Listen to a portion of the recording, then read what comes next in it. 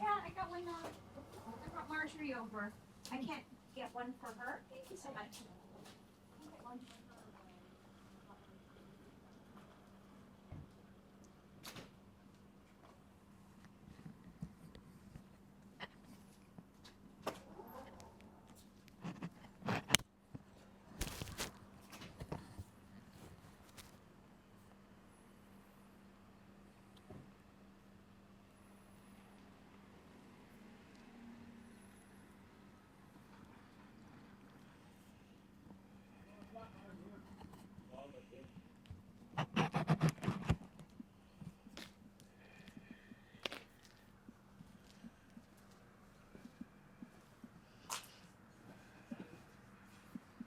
The sign looks good. All right, but it looks good here.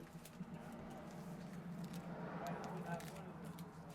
My other one I might put like this, it's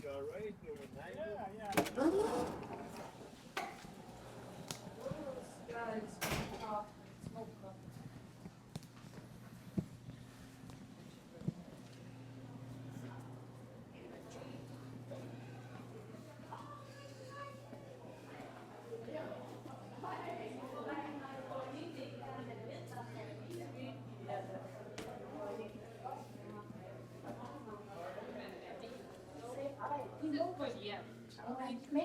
Wife said you never sweat. It wasn't bad.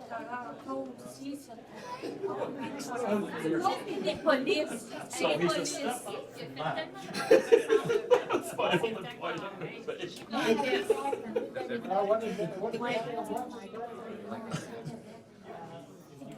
Come to us. Yeah. So can we, like 6:30 we start. So sometime after that, can we have a group get together and We're currently still a bit shaken, but you can come to us with your items. yeah, we don't want to do that.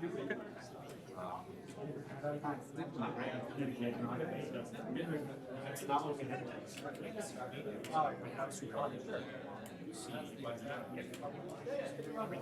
based on specifics.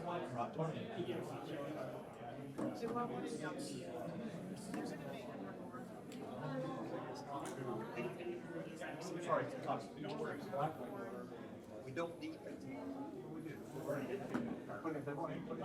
So, exactly. How would you take Materials in it. I'll take it not far from my place. I'm Brody Rope. Okay. Yeah, yeah. I don't know if you know the Myers. I'm just about to go all out. Used foam, big foam right now. Exactly. Carlo. Yeah, right there. Erie or other municipalities where we have projects. Exactly, yeah. Educate them on see foam, we're not gonna deal with that. And like I said, the foam they should have now in the property, ideally, should be slide, should be compliant with like. So, I mean, we've known our development teams here. It basically starts with, I'm the emergency manager. you would call it, the ISO asks for the batteries. They say, we want to install these batteries across the, I don't have any. and these specific lines have space to connect. So we start with these lines, and then we have the lines and look for, properties to have. Yeah, I mean, we're talking lots of technique. We were kind of hand in hand.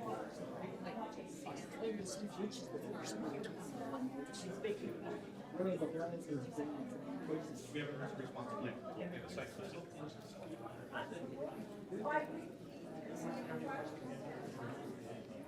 That would be able to use the alley. You supply it to the alley, we provide it. They're using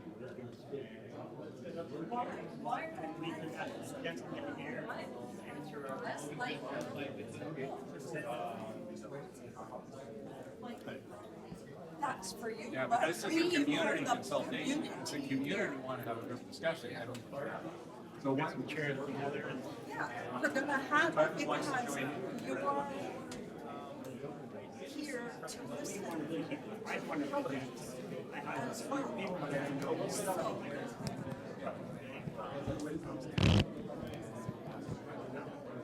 My 360 camera was dead. Oh, Yeah, we're just gonna set. That's not good.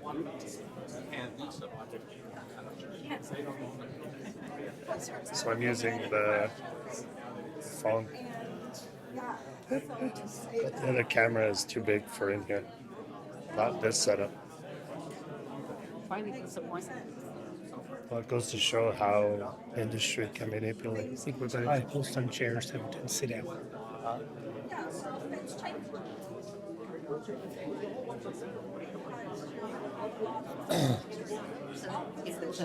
Tom's pulling out some chairs. Yeah. Yeah, my words.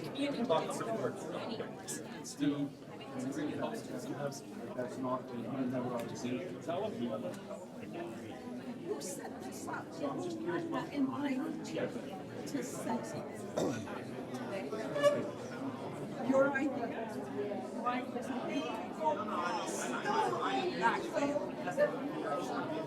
You the other night, who are you with? But it was what you don't think. Where's the proof as far as people leave? What's it say?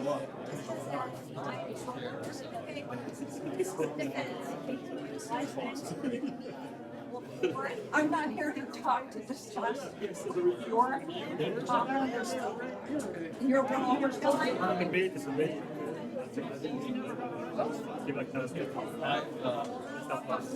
I don't. You're frustrated. Okay, that's no problem.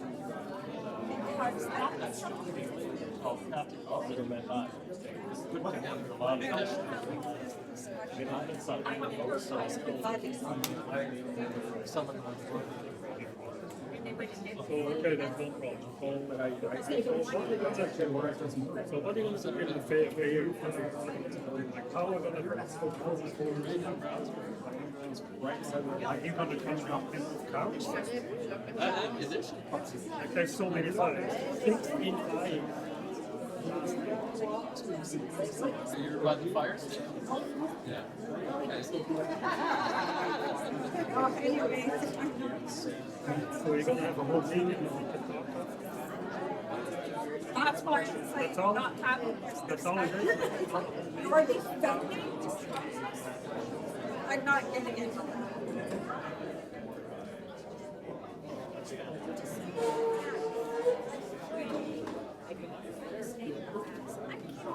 I'm from the Sweden. I've been with Elijah.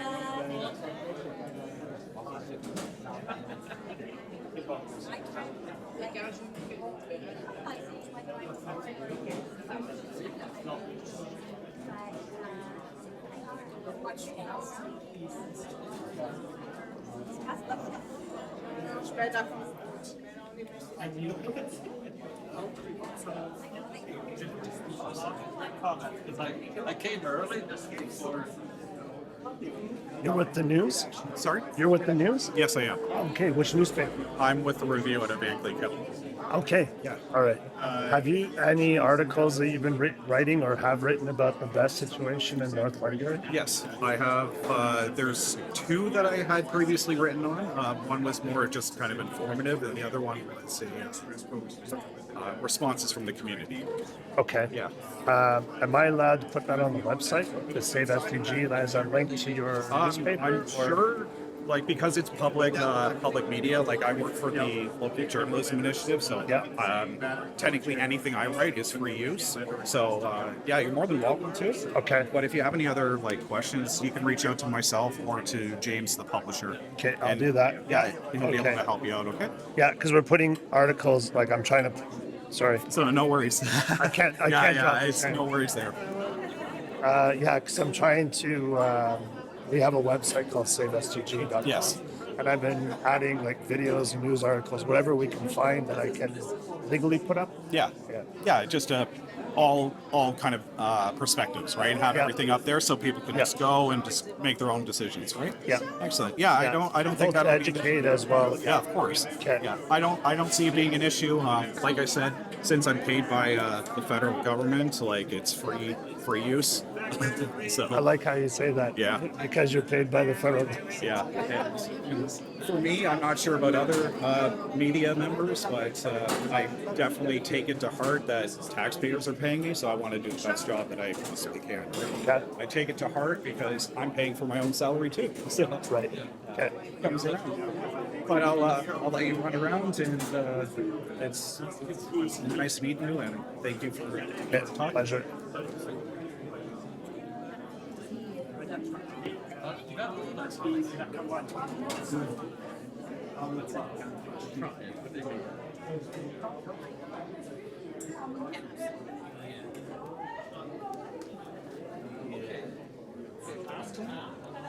gonna wait to see how many people show up.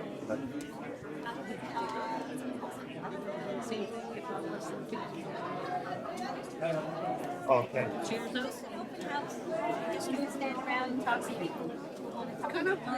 Mr. President, I'd like you to come and face our group so we can speak as the president of our treatment, the North Glengarry. Talk about the is? Yeah, because it's all sitting down and having to see what. Well, they're just there to, because I personally cannot walk around. Like,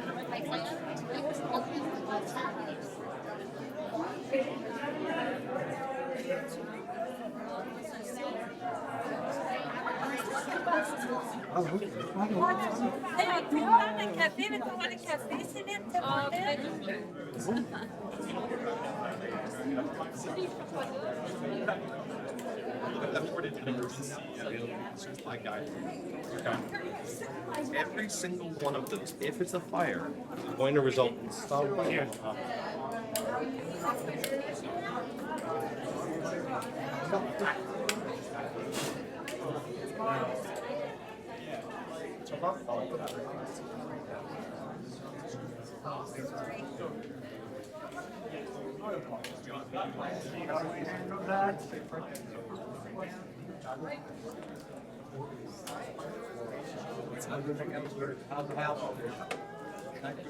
I guess you gotta sit.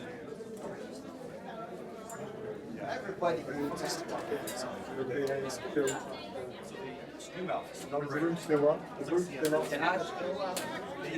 when they start shaking, you call it.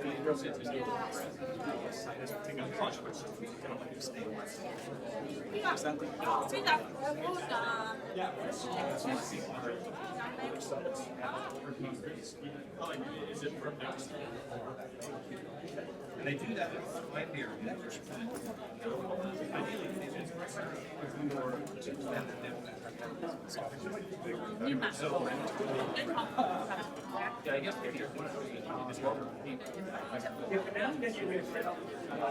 And that, you think, yeah, sure. And that's going to be next stuff.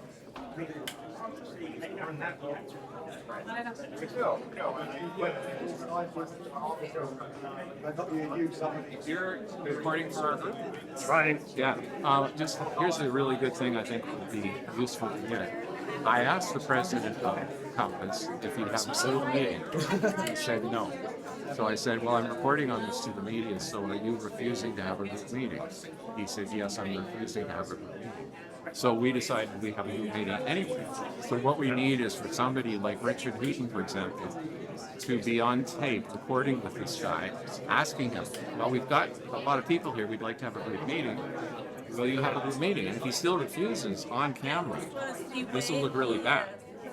But hopefully he won't. Hopefully he'll say, well, since you're already set up, we'll have a group meeting. Okay. So did you want to talk to Richard? I can't be seen as too much of a coordinator because I don't live here. Right. Okay. For buildings. We go there often. So, Richard, are you going to ask the whoever's in charge if we're going to have a meeting? He's in charge. He's in charge. He's the president of I this. can invite the folks, anyone else to come here. Oh, so he's. Anybody who wants to ask questions of this, please come over here. Anybody wants to present their concern? So So he's the president? He's the president of Compass. this Oh, North White Bear. Compass, what do you call it, Greenfield. You can ask that question if you want. I'll let you guys know what for it. Okay. I don't have the main gear. It's in the van because there was Okay. nothing set up. Okay.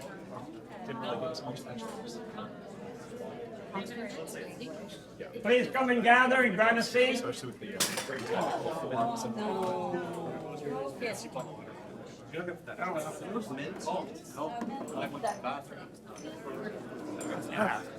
Yeah. My bottle's nearly indestructible, but it still don't spring out. So we're supposed to start at 6:30. Do you want to wait till?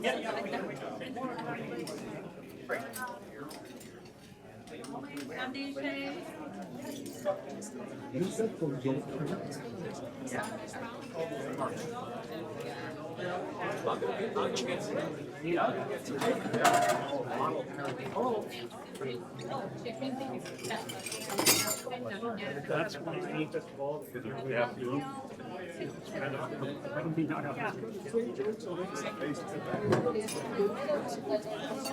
Pretty much every day. That's the next.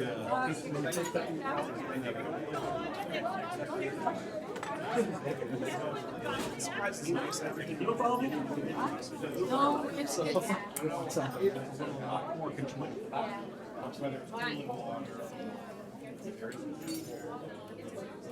Shoot up on but this could happen anywhere. Just like you could go to your intersection or something there.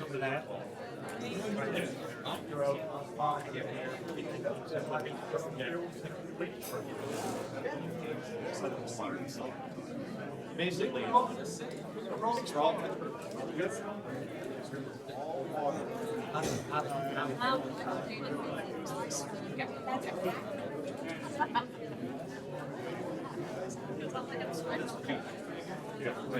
I mean, that's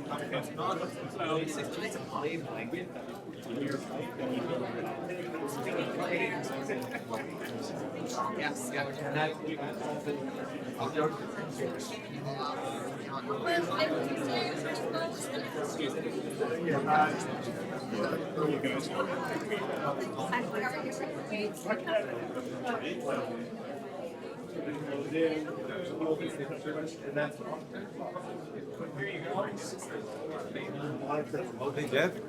Hey, how are you? Hey, good, good. Will there be kind of presentations? No, There's no presentation. no, they just set up kiosks. So Richard Hudall is trying to force them to have a question and answer. So we're seeing so far, and the fellow here, the gray beard, the T-shirt, he's the president of this organization. Okay.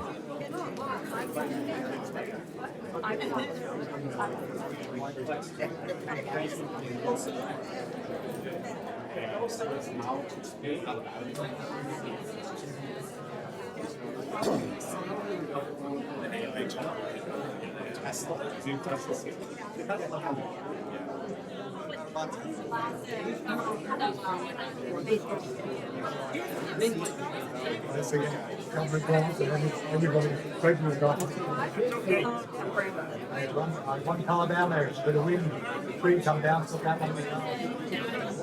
No, big fingers to the back of the line. Look out, the windshield is.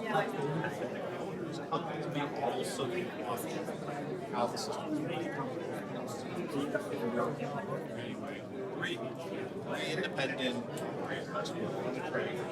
1,000 data points. Click on the name. This is the back end of a industrial property. So, across Ontario. These lines, which transmission lines have capacity to accept. Because they highlight those lines and they don't private. Jason, you get into questions of, damage to the groundwater.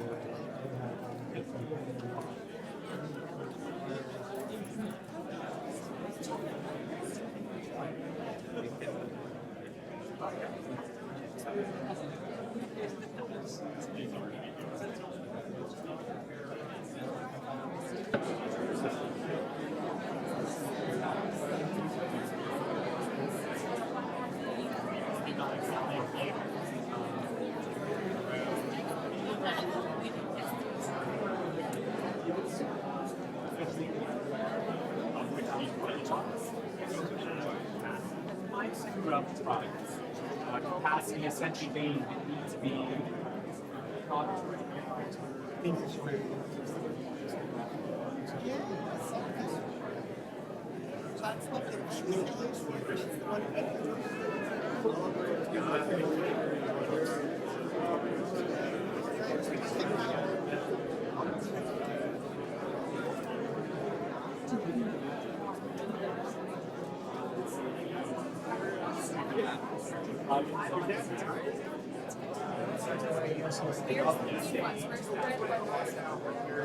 you had 15, 17 block products. Absolutely, great question. There wasn't, and you're right.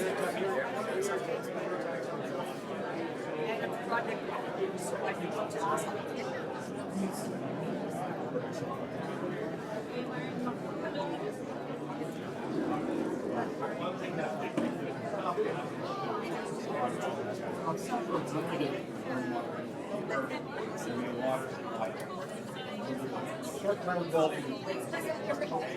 Well done, Derek.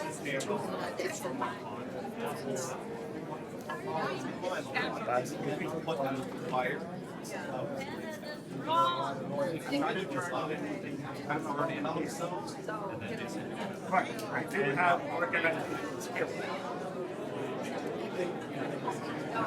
That's the one thing I love. Americans are together. Yes, I feel like it was such a they will. They're asked to bid on this. It's all ever feels. The one fire department has $6 million.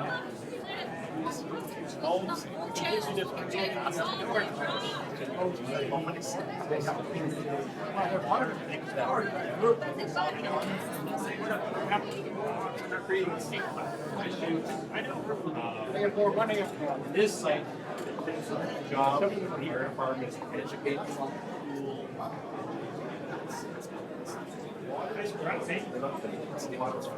I just think the first one they said like only one showed up or nobody showed up. I know because they didn't broadcast it. We know that. Look at this. There's probably over 100 people here. So, Yeah. You're gonna get that. You're gonna pan. yeah, that's what I've been doing Excellent. as it grows.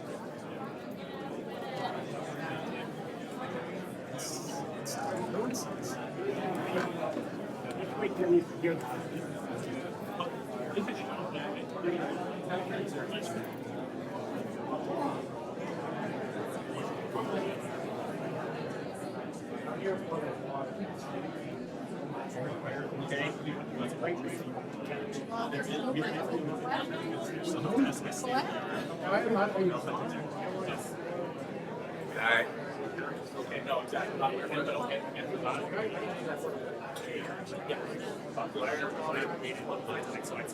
Yeah, so you respond, if you're the.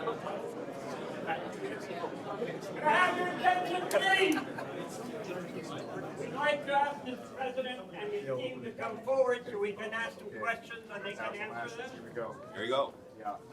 So anyone who has questions or concerns are welcome to ask a question, voice their concern. And I believe this is why that he is now here and agreed to answer our questions and our concerns. Thank you, John. Good evening, everyone. Quiet, please. Just after 6:30, we may have more people stroll in. We are very happy to see everyone here tonight. This meeting was our idea. There's no obligation for us to be here tonight. We're here because we know that there's a lot of community concerns around the project. And we believe there's a lot of misinformation about the project and the risks. So we're here because we want to talk to you, we want to answer your questions, and we want to hear your concerns. So with me tonight are a few members of my team, a few consultants that we have to support us in our emergency response, because we know that that's a particular area of concern. And we're a large group, so we appreciate that, there are going to be a lot of questions. We're here to answer them. Just ask that everyone is, polite, respectful, and we look forward to a good discussion. So I think I just want to start by providing a bit of context for the project, and that's what we tried to do with the boards. And then once I go through that context, give me 5-10 minutes, we're going to take the questions. So, Can you just introduce all yourselves so that we know who you are? sure. Thank you, sir. Yeah. Thank you, sir. Jonathan Chesis, I'm the president of Compass Greenfield Development. We're the developer of the North Langara Best project. My name is James Marzotto. I'm the Director of Land Acquisition and Community Engagement with Compass Greenfield Development. My name is Elijah Garrett. I'm one of the project managers with Compass Greenfield here. Name's Scott Girillo, Director of Engineering and Asset Management for Compass Greenfield. My name's Logan Barrett. I'm the president of Antler Group. We're a chemical response and disaster management contractor based out of Brantford, Ontario. I'm Ryan Wheeler, Shearwater Environmental Emergency Solutions. I'm an emergency management consultant. So that's our team here tonight, and again, we're here to answer questions. We'll be here for the next couple of hours. So this project came to be because there was a call for power in the province. The province is going through a period of growing power demand, and they're looking specifically for resources that can meet power on demand. So that means not necessarily new generation, but resources that can meet demand on a short notice and that can provide power when it's needed the most during the day. There was really two types of resources that participated in this procurement. This is the long-term one procurement that we got this contract under. Battery energy storage and natural gas generation. Battery energy storage, people I think should understand, we're not generating any power with this project. We're taking power from the grid during low demand periods, and we're putting it back on the grid during high demand periods. There's no generation happening, there's no solar, there's no wind, there's no any relation or any support of that. We located close to the transformer station because it's strategic in terms of access to the electrical capacity that exists at St. Isidore Station. So again, a provincial call for power. We're looking for either battery energy storage or natural gas generation. This was one of several projects that was awarded. Our company was one of 45 companies that was qualified across the province to participate in these procurements, and that allowed us to bid the project. And it was a competitive process, and our contract was selected. So that's the genesis for why we came to develop this project. Part of the project, and I know there's questions around this, so I'm going to try and talk about it, and I'm happy to answer more questions. I know there's some frustration around it specifically. Part of the requirements of the project were to communicate with neighbors, direct neighbors. We did send notifications with Express Post to direct neighbors, and some direct neighbors beyond south of the 417. In addition to that, we did send regular mail to about 1 kilometer radius, so a slightly broader scope of people related to the project. This is something that we did in October of 23, prior to having a community meeting in Dunvegan. In advance of that, we did go present to council in September 23, and following our meeting in October 23, we went to council to request a council support resolution. So that was all, it's public record, right? Everything that happens at council is public record. So that was part of the process in advance of bidding a project, and that bid went in December or January of the following year, and the project was awarded. With respect to the municipal zoning process, that's totally a municipal process. We don't control that, and we didn't have any influence on it whatsoever. So that's us. That's why the project is here. We know it's, in terms of the technology, it's lithium-ion batteries. The battery chemistry is lithium iron phosphate, which is a battery chemistry that is slightly newer and less prone to accidents. As part of our projects, there's many layers that we put into ensuring safety with the projects. It starts off with battery technology and battery chemistry, and so that's why using this battery chemistry is less prone to accidents. And accidents are quite rare. I know that there's people mentioning to me that accidents happen, but accidents are quite rare. These systems are monitored for temperature, for smoke, for gas on a 24/7 basis. So if there's ever an issue identified in a rise in temperature or a rise in the gas level or smoke, the system shuts down. And I can tell you that in our commissioning, we were commissioning our projects because we got some awards, some contracts in the expedited long-term one, which happened a year before this project. And those projects are essentially finished completion, construction at Windsor. And during our testing, the projects automatically shut down because there was something tripped in the transformer. So these things are remotely controlled and remotely monitored 24/7. In addition to that, the batteries themselves have to meet specific standards that are required and focused on a standard or a stationary battery storage system.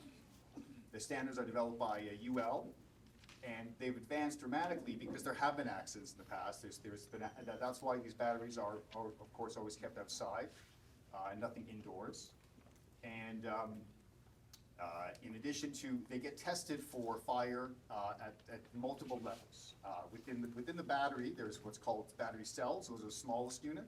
Then they're put together in modules, and then those modules are interconnected. And the tests that are specified by UL, by Underwriters Laboratory, test the batteries for temperature and for what's called fire propagation, so fire spreading from cell to cell and from module to module. And it's tested at both the cell level and the module level before it gets approved. And again, there's sensors at all those levels to monitor how the temperature is changing in the battery. Beyond that, we do engage with the fire department to make sure that they are both trained on how to address a thermal event if it were ever to happen, but also they have the equipment that they need. And we pay for both the training and the equipment should it ever be required to be used. And that's something that we've done in Windsor, it's something we're doing in Almont, and it's something that we're going to be doing here as well. That's the safety. I think I'm going to pause there, and we're going to start to take questions. I'm going to ask James to keep track of who's first and second in the questions, okay? Sure, yeah, no problem. Because there's probably going to be a lot, and that's great. Again, we're here because this meeting was our idea. We wanted to talk to you. We did not want to hide, and that's absolutely not our objective, right? I mean, we're going to be here in the community for a long time. We want to try and be good neighbors, and we think communication is an important part of that. Yep. Could you outline for us, just to get started, all of the events and problems that have occurred in this region with regard to power that this is going to solve? So the battery supply is more on a provincial level, or rather the power demand is more on a provincial level. I'm not sure that there's a local or regional need, but I know that actually, I know in the Ottawa area, the Ottawa region, it is a growing area for new demand actually. Where we are here sits in the, electrically speaking, sits in the Ottawa region as defined by the provincial authority. So there's no specific benefit for this region then? Sorry, so St. Isidore Station that we're connecting into is considered electrically part of the Ottawa area, and Ottawa actually is going through a period of growth and demand.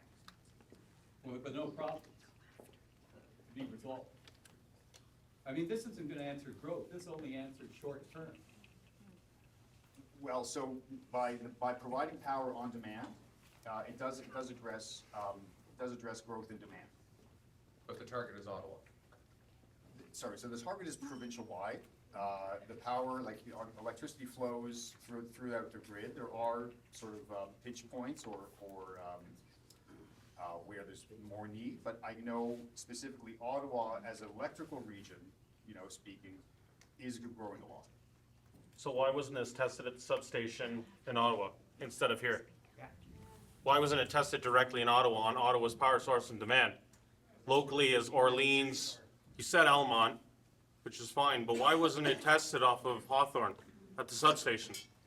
off the major line. Not to mention there's one other one in Canada.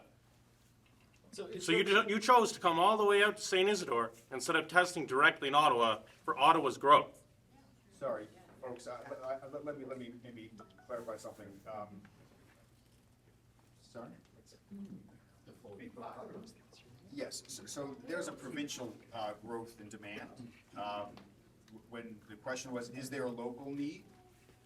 Electrically, there is a need within the Ottawa area, but that's not necessarily why we located here. We located here because there's capacity on that line that connects at the St. Isidore TS.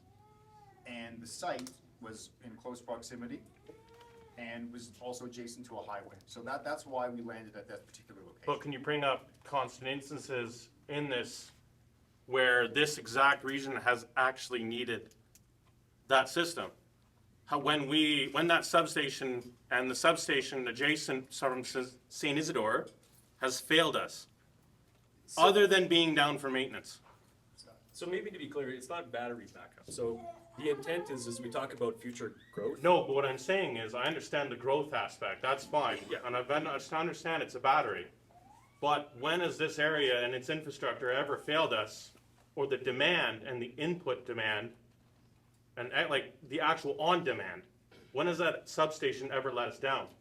So again, the growth over time on the grid generally. So over the day, the power demand in the province changes. So overnight, it's quite low. But we're local. Everybody comes home at 5 o'clock and you turn on dishwashers and cook dinner. Correct, but how does that affect us? It's all one grid. Well, it's not one grid, you're hooking it up and then feeding it back into St. Isidore's grid, Which is correct? connected to the transmission system. Correct. But when has that ever failed us locally? As you're what's trying to projected. test major city development and growth, why aren't you in a major city or development? Is that because there's been failures in your system? Is because it's inferior and you can't put it inside city limits because it might burn down? Exactly. We have. Can you not put it in several city locations because it's going to burn down and cause problems? Well, we have. We have one right We built one in Windsor. No, we're talking specifically Ottawa. Sorry, That was you my mentioned question and that's cities, what I you stated, mentioned not Ottawa. Windsor. We built one in Windsor, it's about to turn on. We can build them in cities, yes, but we build them strategically based off of electrical capacity on the grid. There was a need, there was an availability to put it here. It's next to a highway and there's available grid capacity. That's why we're here. So the It's not 10, because- 15, it's not because there's 20,000 failures in homes that are gonna be built in Ottawa in the next 5, 6 years. I don't mean to make that association, that's not what I meant. The need is. Well, we need to speak clearly, right? We're at a meeting here for this specific thing that you chose to help. So misinterpretation really isn't the best way to act on this. Yeah, So then- where are you provincially looking to supply power? So electricity flows across the grid. We know that, yes. We don't know where it's gonna go. We only know that, when we get called to provide power, we provide. But you were denied test beds in Ottawa directly, right? We weren't denied test beds in Ottawa, no, that's not accurate. So you're in St. Isidore because, There's capacity on this specific transformer. So by capacity, you mean there's a surplus that can be generated and harvested here, and it can't be harvested in Ottawa because they're always at maximum capacity? Well, so the limitation is in the transformer itself. So on the Hydro One infrastructure, each transformer can only hold a certain amount of capacity. And so anywhere in the province, there's many transformers that are at capacity that can't handle extra generation, or it's not generation, but backfeeding power into the system when the batteries are on. And there's some that can't. And St. Isidore TS has capacity, as do many across the province. And those are where these developments are happening, where there is additional capacity on those transformers. And to add, just to add one point, so these procurements, ELT1, LT1, further procurements, so this project is less than 20 megawatts. The procurements total in the thousands of megawatts. So this project isn't just going in St. Isidore. Our competitors, other developers in the province, they're developing projects from Windsor, as mentioned, all the way to Ottawa, up to North Bay. You'll see these projects. And again, to reinforce that energy need, the ISO, and even taking another step back, has reported that a 75% increase in energy is needed by 2050. So this is contributing to that provincial need that we all rely on. Everything you're saying says we need more generating capacity, not batteries. Well, so we are doing generation as well elsewhere. Well, generation is different. So this is a good point, and this is what we're trying to address. So with the time and the consumption over time, we talked about 5 o'clock there being extra load on the grid.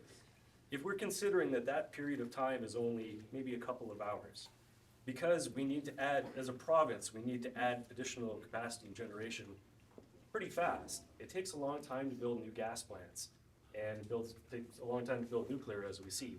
However, batteries go up pretty quickly.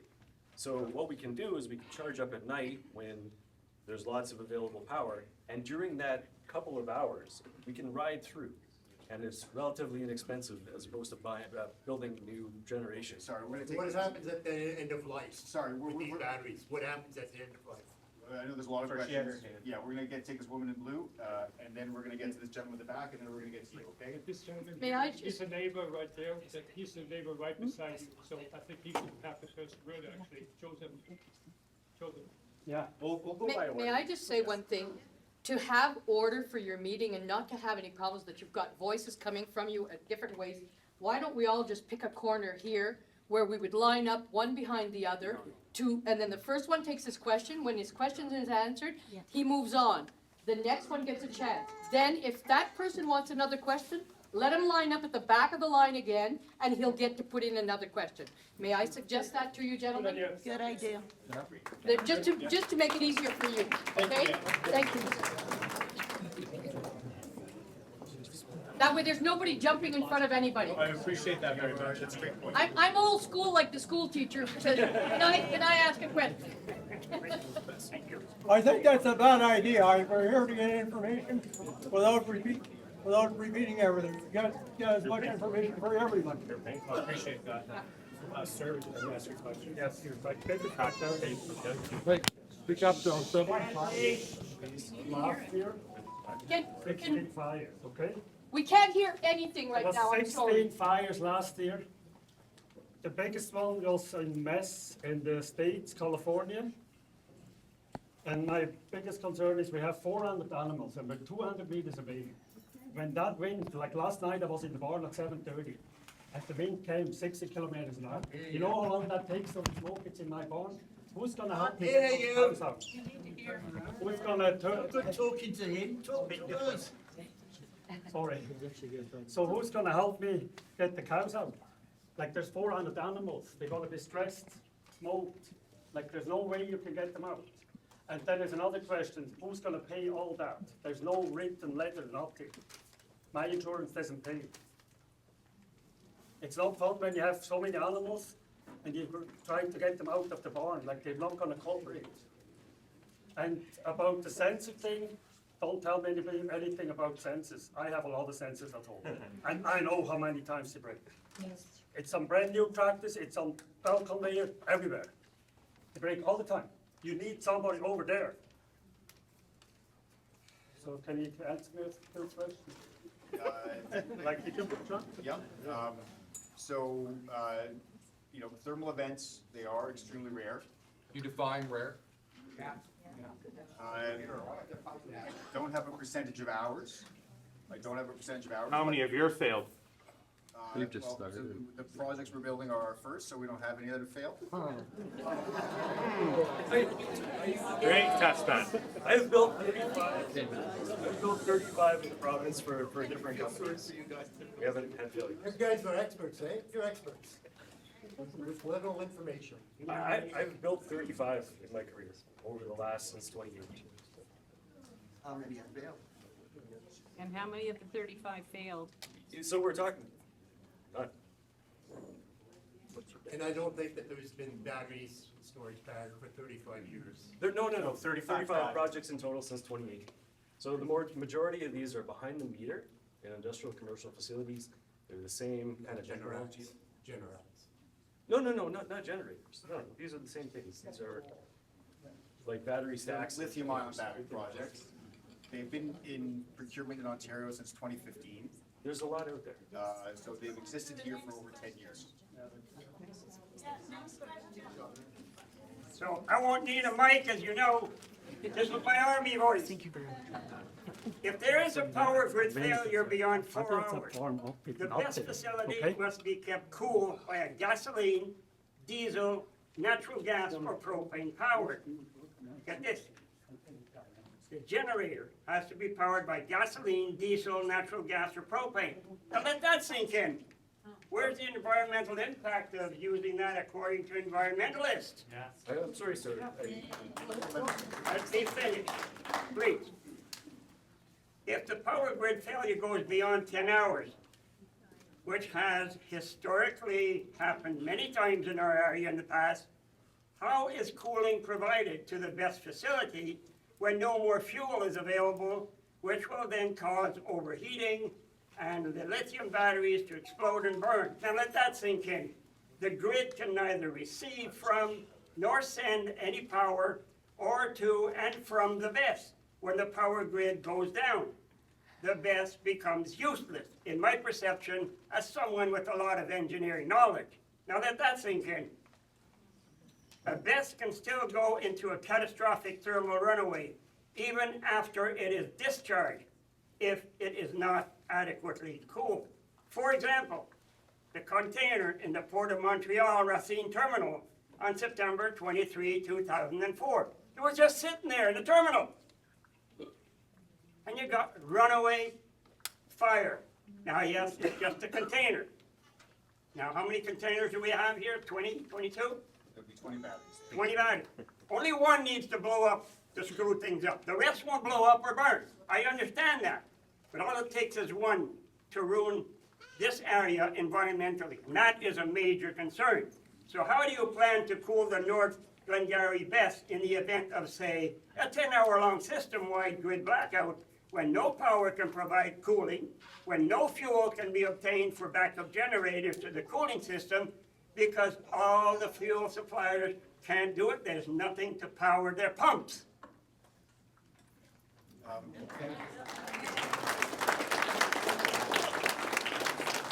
Scott, you want to take that? Yeah, I can take that. So your cell phone is a lithium-ion battery? It's not. How do you keep it cool? You disconnect the power. Yeah, that's what You did answer that. And they still catch fire, by the way. But Why like, how do you keep it? So using vanadium flow batteries? They don't overheat, they don't break down, they don't require any maintenance, they last 25 years as opposed to 7. Why aren't you using vanadium flow batteries? how many? I'm not aware of any commercially viable. So, yeah, so listen, there's lots of people here. We're gonna ask you if you have You comments or don't want to questions. answer my question, We're right? gonna ask you to Why stand aren't in you line with using the other vanadium people. flow batteries? They're much safer. Because they are not don't commercially financeable. That's why, because they're not commercially financeable. Idiot, sorry. They're not commercially financeable, vanadium flow batteries. Sir, can you keep to the point and answer the question just asked by the previous gentleman? Yes. So the batteries do not rely on any third-party energy source to keep them cool. They rely on the power in the battery to keep them cool. When the batteries were shipped to us, when they're shipped, they maintain enough energy to maintain their systems for 6 months. That's the window that the manufacturer sends the batteries with. They send it with charge with enough energy to keep the batteries reporting to Tesla. We're using Tesla batteries, which I know is. Nice. We made this. It was made a year ago. Yeah, we made this, yeah. Whole Montreal blew up Uh, on its way. So the batteries were shipped to get shipped with enough energy to store for 6 months during the construction period, right? So if there is an outage for 10 hours, for 15 hours, for 2 days, the batteries have enough stored energy to maintain their HVAC systems, to keep the batteries cool, and to continue communicating. We're not relying on grid power to maintain communication with the batteries. And furthermore, the batteries only heat up if they're being used. Similar to if again, it is a lithium-ion battery in your cell Can you phone. please talk louder? We Yeah, can't hear you. absolutely. You should So, have a mic. so similar to your cell phone, if you're on your cell phone for a long time, you can hear the battery, you can feel the battery warm up. That's because heat comes out of the battery when it's used. So when it's charging or discharging, that is when it gets a little bit warmer. If it's sitting idle, it doesn't warm up by itself. Next question, sir, please. Make sure the crowd can hear you. Thank you. while batteries are often portrayed as environmentally friendly, nothing could be further from the truth. Lithium-ion-based batteries used in BESS systems rely on a mix of minerals and materials that require massive amounts of energy to mine, transport, process, and refine. It takes far more energy than the extraction and the transport of oil and natural gas. Even the CBC has pointed out that making batteries results in significant greenhouse gas emissions. About 58% of the world's lithium reserves are found in the lithium triangle in Chile. In order to get 1 pound of pure lithium, 1,000 pounds of lithium brine must be processed. So native peoples in the lithium triangle face contaminated rivers that are essential for human consumption, livestock, watering, and irrigation systems, and mountains of discarded salt from lithium brine processes are left behind as a result. A lot of these problems is due to the fact that much of the lithium processing in Chile is controlled by China, which has a very poor environmental and human rights record, as we know.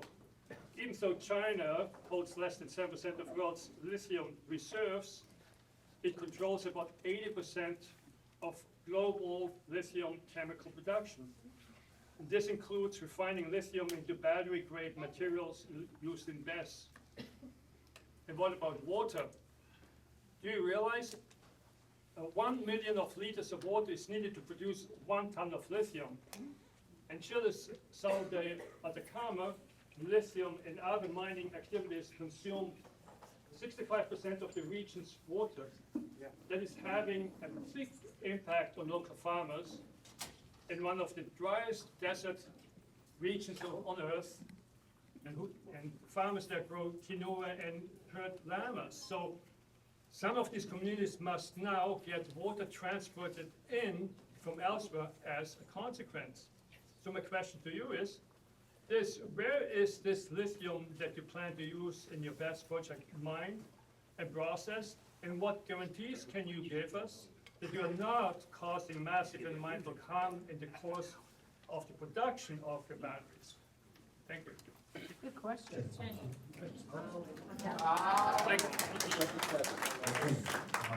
Good evening. That's a valid question, valid concern. Unfortunately, we don't have an answer. We don't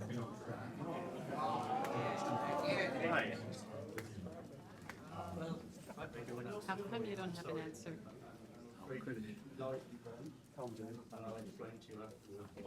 Good point.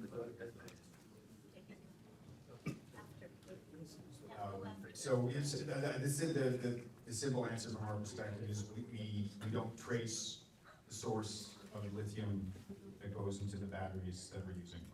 How are you meeting your 2030 targets if you're not tracking your supplies that have that kind of eco impact? Yeah. Sorry. We have to be accountable for our carbon. You have to get into line. Yeah. Yeah, sorry, we're gonna ask you to join the folks that have been waiting. It was to the current conversation. It's not a new question. It has to do with the current question on the table. How are you going to account for that to the United Nations and the WHO if you can't account to it for us? Good question. So, we don't have answers for the question that was asked because we don't track that, but what I Carbon can. credits. Yeah. You are tracking it. You have to. We actually, carbon credits are not part of our, are not part of our business, but we do know that battery energy storage is offsetting natural gas generation. As I mentioned at the start, the two types of technologies that were competing for providing capacity was natural gas generation and battery energy storage. So the batteries take power at low demand periods. In Ontario, that's traditionally nuclear and hydropower, providing the power overnight, and stores it for use the next day. So the next day, when it's discharging electricity as it's generated from the nuclear and hydro, as compared to a natural gas generator, who's going to be burning natural gas to generate the electricity. So I'm not answering the question because I don't have the answer for the question that was just asked. Where do you Just letting source know your that batteries? Battery energy storage does reduce carbon emissions relative to the alternative technology that was procured. As we mentioned before, we are sourcing from Tesla, a decision that was made many months ago, prior to, call it early 2005. I can't speak for Tesla right now, and I don't have the exact source confirmed, but typically a corporation like Tesla in their annual corporate social responsibility reports, which is fair for a multinational public company like Tesla, they do make public. So we can try to look into it ourselves, but that is for your own benefit and knowledge, that is a good place to start from that public source. Is their, typically their annual, so it'll be in 2024, went out by now, is their corporate social responsibility report that follows a global standard that most, if not all, public, certainly publicly traded corporations will follow. Can I do just one follow-up? Just regarding your Tesla project as well. I'm from Austria, and I know of the fact that cars had caught fires there, and there was one company specifically that was commissioned in the entire country of Austria to be responsible to collect these burning fires or batteries and being decommissioned. So when they collected these that battery from the car that was burning for days along the highway, they were then contacting Tesla again to find out what are the contents of this battery so that properly can decommission these batteries. And the answer was, we won't tell you because this is a proprietary information and we don't need to know that. And they left it by that. Wow. So that was the answer that they received from Tesla. Just keep you updated. Like, real good. Real good. Thank you.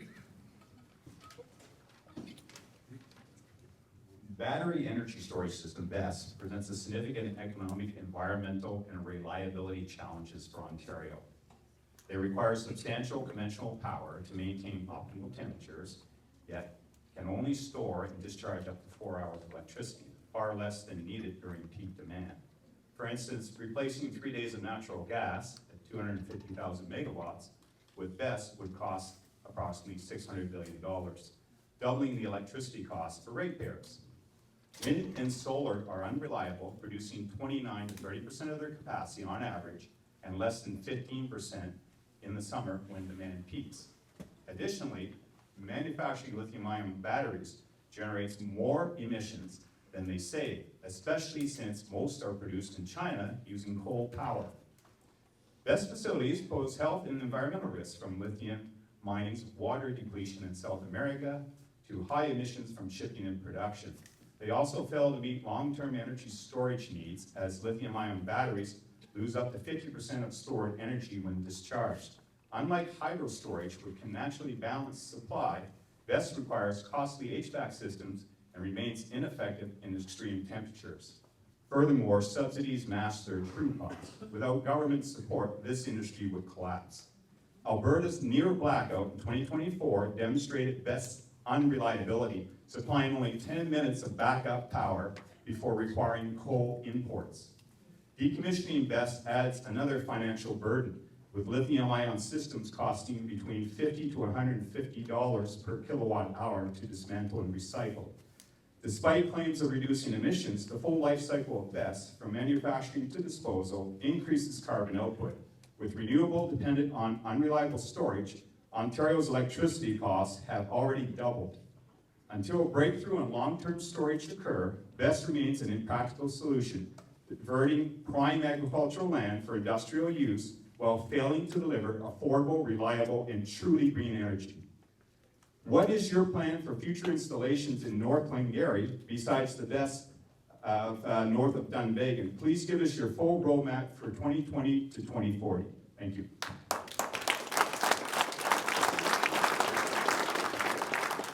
So that was a lot of information. I just want to counter one thing, and then I'll answer your question. This was a competitive procurement. There's zero incentives that we're receiving as part of our project. The only project revenues we get are sold by contract, which was a competitive bid. we bid against natural gas generation, and natural gas generation is more expensive. And it's all public record, you can download the values and the cost from natural gas generation. So I just want to make that point clear to everyone. It's on the ISO website, we can maybe post a link to on our website, so you guys can see the costs that were paid to natural gas generation versus battery energy storage, which was a 4-hour need, and that was the need that was put out by the procurement authority. So we're meeting a 4-hour demand because that was the requirement of the procurement. So I just want to make that point clear, is that we're not getting a subsidy and they're cheaper than the alternative, okay? With respect to our plans, we have none. We have no plans for developing additional projects in this area. The only project we have in this area is the one that's connected or that's going to be done across from the St. Isidore Transformer Station, and that's it. The next question, please. Hi, my name is Larissa Douglas. I am a tech blogger. I've covered the impact of technology on pre-existing systems for the past 15 years. And so I have a question about cybersecurity and national security. So I have here a document from within your own industry, from the BESS industry. It was produced in May of 2024 by the Electric Power Research Institute. You're welcome to look at it. I'm sure you've seen it already. I will hand it to the audience and you guys can look at it, pass it around. Yeah. It has a lot of information, and it says, one of the things it says is that when BESSes do fail, they mostly fail within the first 3 years, and they fail either during the construction phase due to the wiring and the HVAC subsystems or the fire suppression problems, or once they're constructed, they fail due to operations and controls. And so with this in mind, I did a bit of digging and I found that there's a Canadian Parliamentary Committee report on critical infrastructure and foreign interference. And we see here in this Canadian Parliamentary report from 2023, specifically May,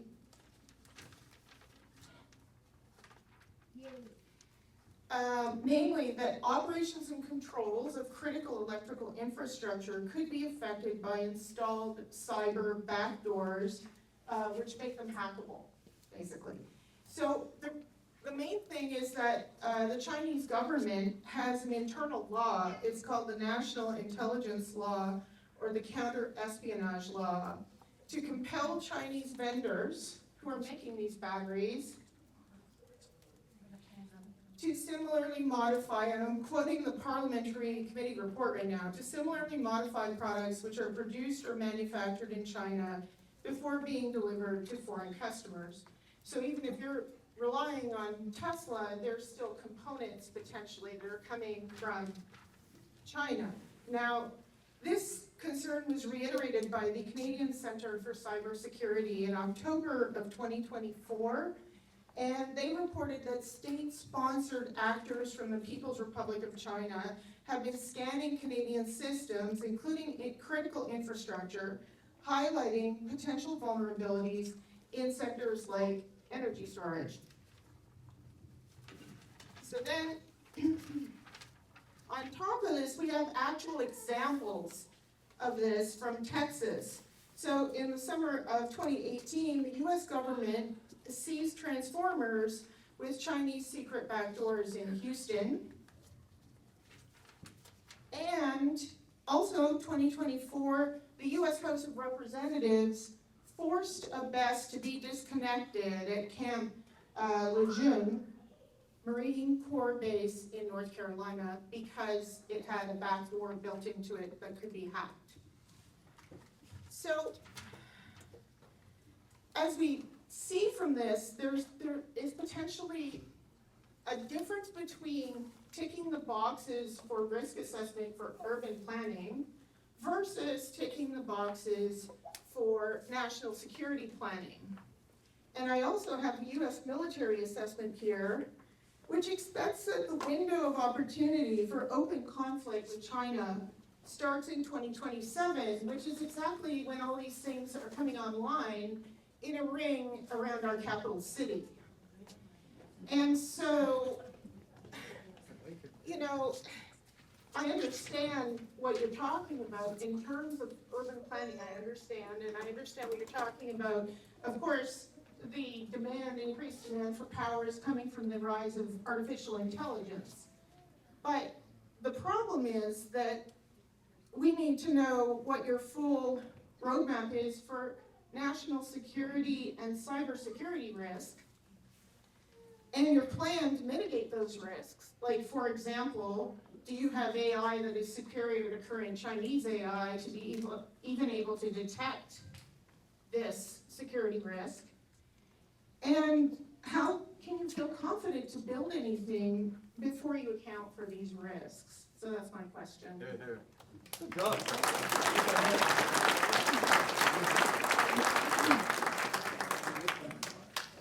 So I'll say that what we can do is we can. Give him the microphone.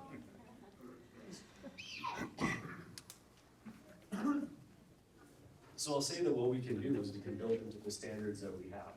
So the IDSO, who is the grid operator that's responsible for controlling all the generation in Ontario, will also follow standards from the US, from the Federal Energy Reliability Council there. There are specific cybersecurity standards that we must follow. But I also wanted to draw attention, I think the worst case scenario here, this is a pretty small battery system as far as this battery system goes. The worst case scenario might be that it fails to operate, which isn't a safety risk. It's not good for us because we're not generating revenue from it. But if it fails to operate, that doesn't present much of a risk to the community. Although we know that they can be remote controlled. They are remote control. No, we know they can be remote controlled by hostile actors. So we know that, for example, you can try to shut it off and basically you won't be able to because it will be remotely controlled and you won't be able to, it'll be controlled by somebody else. So the point is, like, even the Canadian parliamentary report on this stated that an additional security assessment has to be done because we're analyzing these things from a peacetime perspective. We're not imagining that there could be any kind of conflict in the next 20 years. So the problem is, unless you can do that kind of robust national security level, cyber security level assessment, which is like an ongoing debate within your own industry, you know, you can't build until you've ticked that box because I don't know where no, but the graph was the window of opportunity, but the window of opportunity for Chinese aggression starts in 2027, and this is not me saying this. This is assessment of the demographic of that country and you know, the age of their leader and the readiness of their military and the likelihood of what could happen. So we're so used to peacetime, we can't imagine what could happen to these, you know, this grid. And so it's building a potential vulnerability right into our grid, in between two of the most important cities in our country. And PPC infiltration to the government anyhow, or I should say the Chinese party infiltration. That's a concern because that suggests it's an ongoing imminent. So I will say that the grid operator, the ISO, is the entity that tells us when to charge and when to discharge. Same as they can control Darlington and all the gas plants. And we follow their lead on what they require us to do. So they're responsible for maintaining a safe grid. And any standards or any requirements that they have for us to communicate with them, we absolutely follow. If that changes in time, we certainly follow that. Right, but can you provide, for example, the inquiries, specific inquiries that you're going to make for them as a regulatory body regarding something like this, considering our strategic position between Ottawa and Montreal, right next to the 417, which is a major conduit. If something goes wrong in Ottawa or Montreal in a conflict situation, those people come into this area. And if for some reason the water table is damaged or the soil is damaged, we can't help those people. If the grid is down in the middle of winter, in the middle of night, in a conflict situation, we're not going to be able to help ourselves, much less help those people. So we're not trying to be rude or anything, but it's a really serious, real issue that exists above and beyond the world of green energy and building up the grid, right? Agreed, this Yeah. is connected to the grid, and whatever standards they have, as it evolves, I mean, we're subject to making sure that our cybersecurity is at the same level as all the other operators. Yeah, but I mean, you have to, in a sense, I would say, produce a report that shows that you've done due diligence on this particular issue. Let's say potentially beyond your basic regulators' concerns, because anything, under these circumstances, anything could happen very quickly. Fair enough. If we weren't able, if we didn't follow the standards that were issued to us, though, we wouldn't be allowed to connect. Yes, I understand. Anyway, I'll leave it there. I'll go back to a phone. It's okay. And,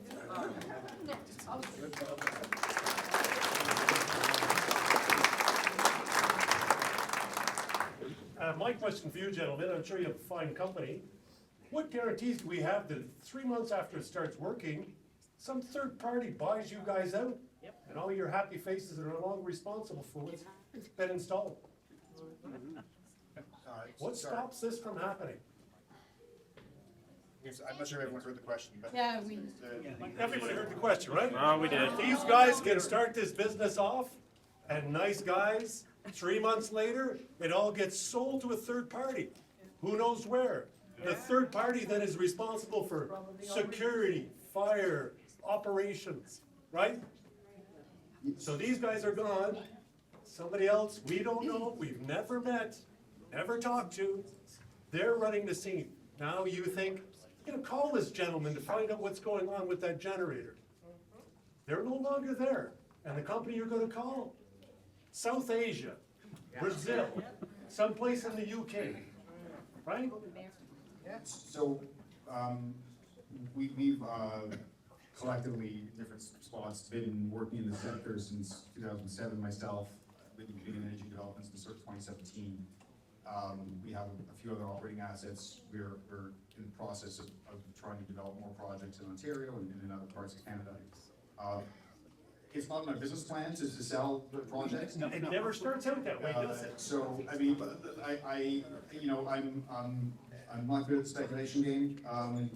So we have no intention to sell a project. That's what I can assure you here today. But is there a regulatory body that says you have to go to committee before you sell? There's no regulatory body except, it says the contract counterparty, so that's the government agency, IESO. The buyer has to be competent, otherwise they won't allow the change of control. So it's not that they can just go to anybody. It has to be somebody with experience that can continue to meet the requirements. And I think the point that Scott made is a point that applies not just to the operations, but that is the environmental commitments, as well as the contracts we have with the landlord, with the Hydro One, with the grid operator. ESA will be a contract, but the point is our standards, like whoever is in this chair, which is more than likely going to be us, but whoever's in this chair has to meet those standards, right? It's not like they have any a lower pass at cybersecurity requirements if they come in. And You know, it goes the lowest tender. So I'd hate to see something like this get farmed out to lowest tender. Because it could come That's from what it is. anywhere. And that's what I think a lot of people in this room are worried about.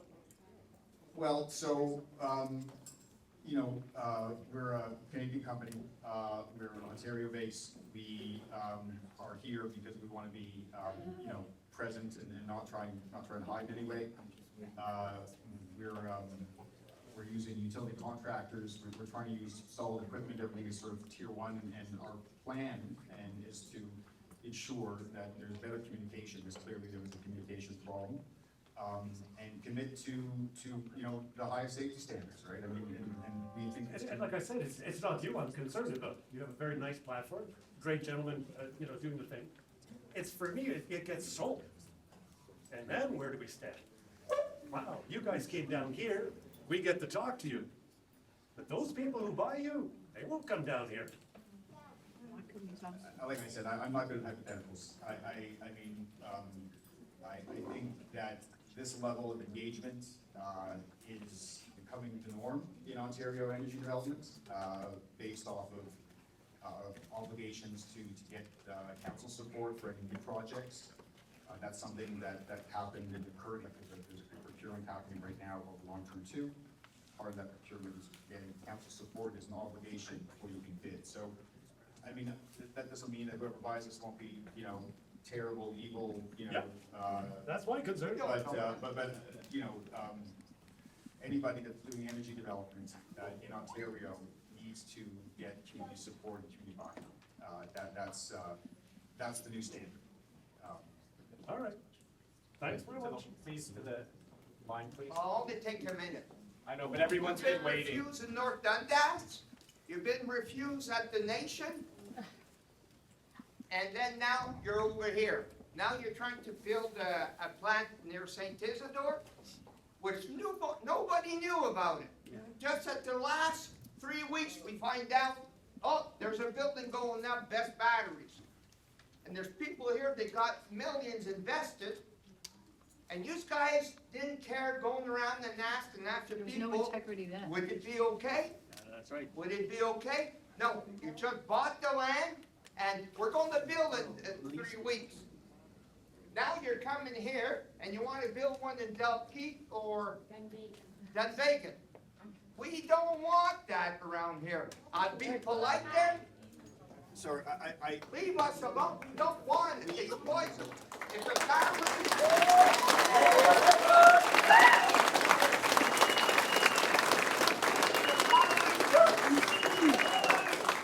smells all around, everything's polluted. Everything is polluted. And what do? We don't want that. Please go elsewhere, but in the North Glengarry, we don't want that. Thank you.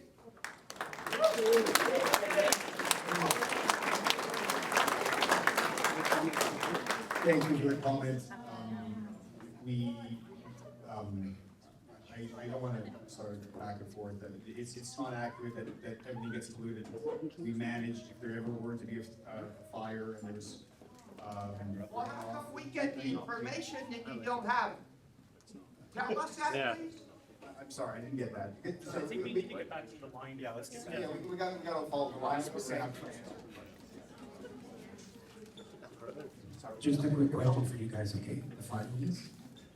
Can you tell everybody in this room here if this contract has been signed, sealed, and going ahead with all honesty?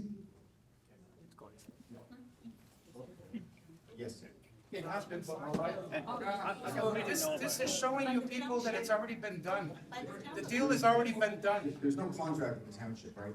But we've applied for a zoning bylaw amendment with the township. We applied for council support resolution with the township.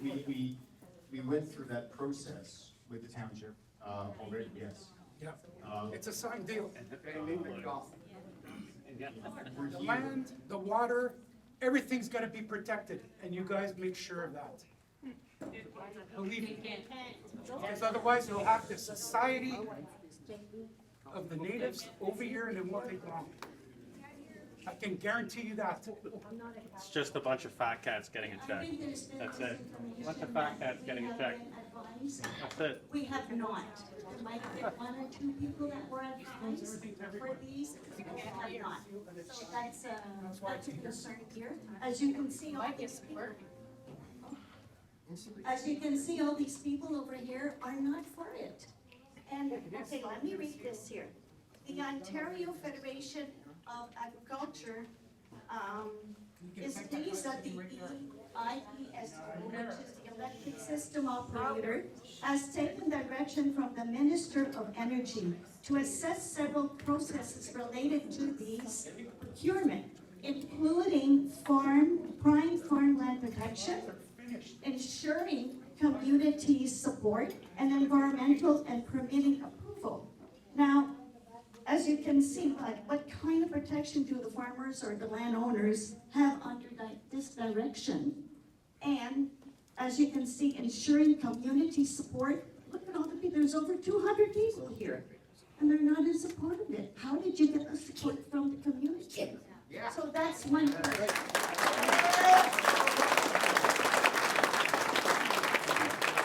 Now, another thing, from the Ontario Federation of Agriculture, which they do recommendation, proponents must be obligated to ensure effective fire and safety risk management is in place to ensure fire services are trained on managing chemical fire and to install automated fire prevention and fire suppression mechanism.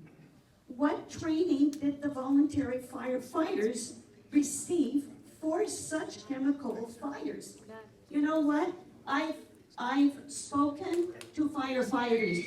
They have not gotten any training, even though the fire chief here in the township said they did, and which you, I believe, said, I don't know, did you train them?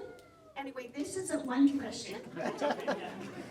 Let's run, okay, and also, they have not received any such training, even though the township fire chief advised that they have. Now, I'll let you answer to that. Just use fire. No. So I specialize. You specialize in that, yeah. fine. Nice to meet you, everybody. My name's Logan Barrett. Again, thank you for your time, and I know it's a contentious environment. With this particular question, what was your name again, ma'am? Alien. Alien? Yeah, I'm Logan. I've been a volunteer firefighter in a small town for 10 years. Okay? My profession is a hazardous materials response technician. Okay? That is my industry. This is probably one of the most emotional subjects that's brought up with BESS systems. Okay? The issue that I have is that when we talk, and your question, I've tried to field a few of these questions. We're just meeting each other tonight. Okay? You don't know me from Adam. What I would like to do is try to build some emotional credibility and some experiences, and then I'm going to point you to a slide right there. Because it's going to cause us, we're going to have to talk, you'll hear me speak, but I'm going to encourage you to self-research to validate what I'm saying. Okay? So if we have the chance to do that, that's perfect. Good. So what we will be doing for the volunteer fire department, we have not conducted training yet. Okay, the volunteer fire service has not been approved for any training. We haven't done any facilitation of training as of yet. The systems aren't on site. What we do and what we're committed to do for volunteer firefighters is on-site, in-person training. Another thing, we're expecting, this is a rural community. I live in Paris, Ontario. It's about 7 hours away. It used to be very rural, now it's growing. We understand that during the summer months, harvest season, that sort of thing, we need to be flexible. We have discussed this over and over and time again with the fire chief. Okay? He's seen the training matrices. So you are correct, we haven't issued the training yet, but that will be done in person with instructors that have responded to these incidents before. Just, if I may. Can I please ask you about that? There's someone Nice. Before everybody leaves tonight, okay, I'm going to talk about, this is a system that's built in Windsor. The Bristol board there, you can see the fire department on site with us doing training with that station. At a high level, a response, if there was a rare catastrophic failure, if we had a fire event in one of these systems, the local fire department is not engaging that threat. It's not an aggressive attack. Like a house fire where we bring our hoses inside and put the fire out. Wait, Bristol board. Sorry about that. That's okay. Have you ever been to a fire, a real fire, battery fire? Yeah, we have 2 of our responders that have serviced battery fires in southwestern Ontario. So they do burn. So, Oh. if I may, I just wanted to make sure. If I may. So they do catch fire. Everything can catch fire. I'm not going to stand here and tell you all that there is 0 fire potential. I'm trying to build some emotional credibility. I'm not here to make up a story. I'm telling you how this works. Yeah, but our problem is not about the fire. It's when the battery explodes and it's in fire, the chemicals, the fumes, the smoke. If you let me get to that. The drainage. Yeah. So, we're going to continue on the fire track and we'll get to runoff and things like that because I know that's going to come up. What will happen is, if we have a system that's on fire, your local fire service is not attacking that with water. The only thing... I live on Stewart Glen Road, and I was told if I get a fire in my house would burn before the fire trucks can get there. So what will happen if that burns? If I may, if I can continue. Well, and then you're on fire. At the end, if you have any more questions, because I will answer that. You won't answer that. Yeah, I will. So, if we have a battery set for a system that's on fire, the fire service is attending site to do exposure protection only. They are not pouring water into the battery that's burning. These systems are designed, if there is a catastrophic failure, they're designed to burn into themselves. Water is not an effective solution to combat this type of fire. Okay? Roughly 24 hours. Nice. I'm glad you're 7 hours away, but I'm next door. That's awesome. I'm glad you're gonna open up your phone and say, oh, oops. Don't worry, insurance will cover it. We have some order, please. Let him, please let Logan continue his answer. I did drive 7 hours here to talk to you as a fire. Okay? So, going through this, specific items that I would like you, after we have our discussion tonight, to take a photo of and then look it up. And you are a very well-educated audience. I can tell that you've looked into what the threats are with this. One in specific is the UL 9540 testing that has to be done on this battery system. Again, looking at providing some emotional credibility here. I'm meeting you for the first time tonight. These tests are standard tests performed by Underwriter Laboratories.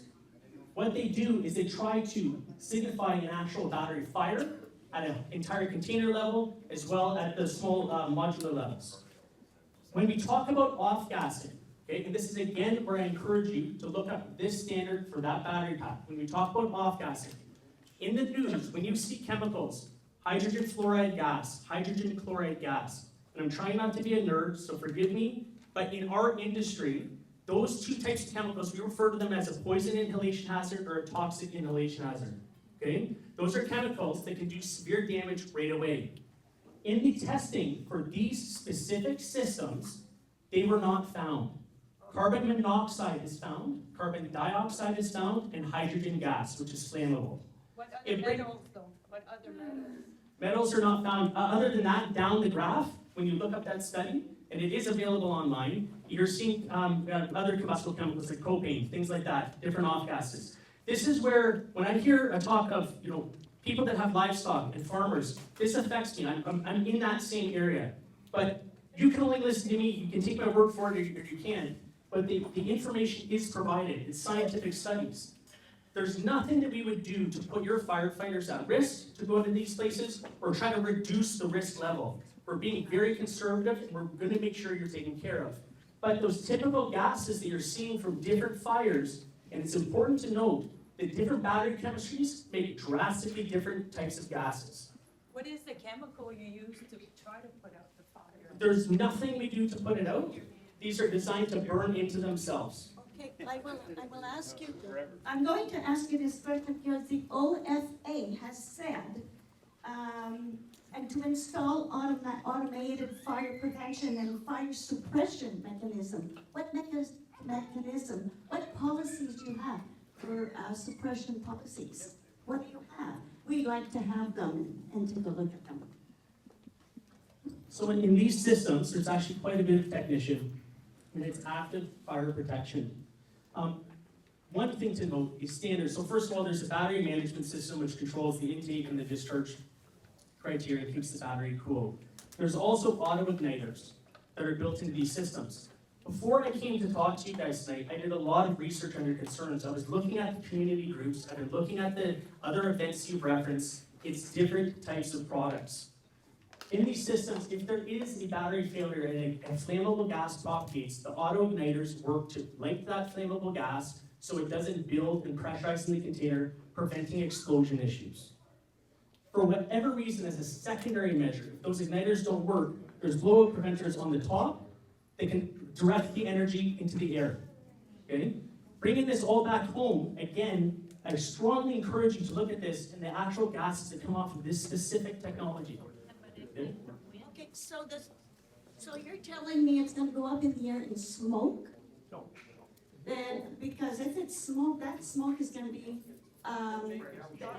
depending on the wind, it's going to the neighborly landowners, that's for sure. So, and don't forget that the site that you want to build this on, okay, has very little water supply, if none. So who's going to come, like he says, the fire department says his house gonna burn before the fire department gets over there, because there's no water supply over there, none. So in North Glengarry, talking to your fire chief, there is something called a water shovel accreditation that volunteer fire departments have to achieve to keep housing insurance low.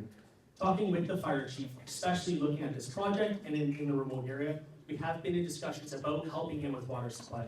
Similar to what John said, we don't go in and muscle around. We're looking for direction. We want to protect our assets as well, okay? So those conversations are happening. We don't just come in like a bulldozer and tell the fire chief what we're doing. If they have questions, comments, or concerns, response timelines, things like that, we look at that. We've done that for all of the other municipalities. Okay, here's my next question. Okay, let's take a look at the insurance you've got. What insurance coverage do you have? Is it comprehensive? Is it broad, comprehensive insurance? Because let's take a look at it.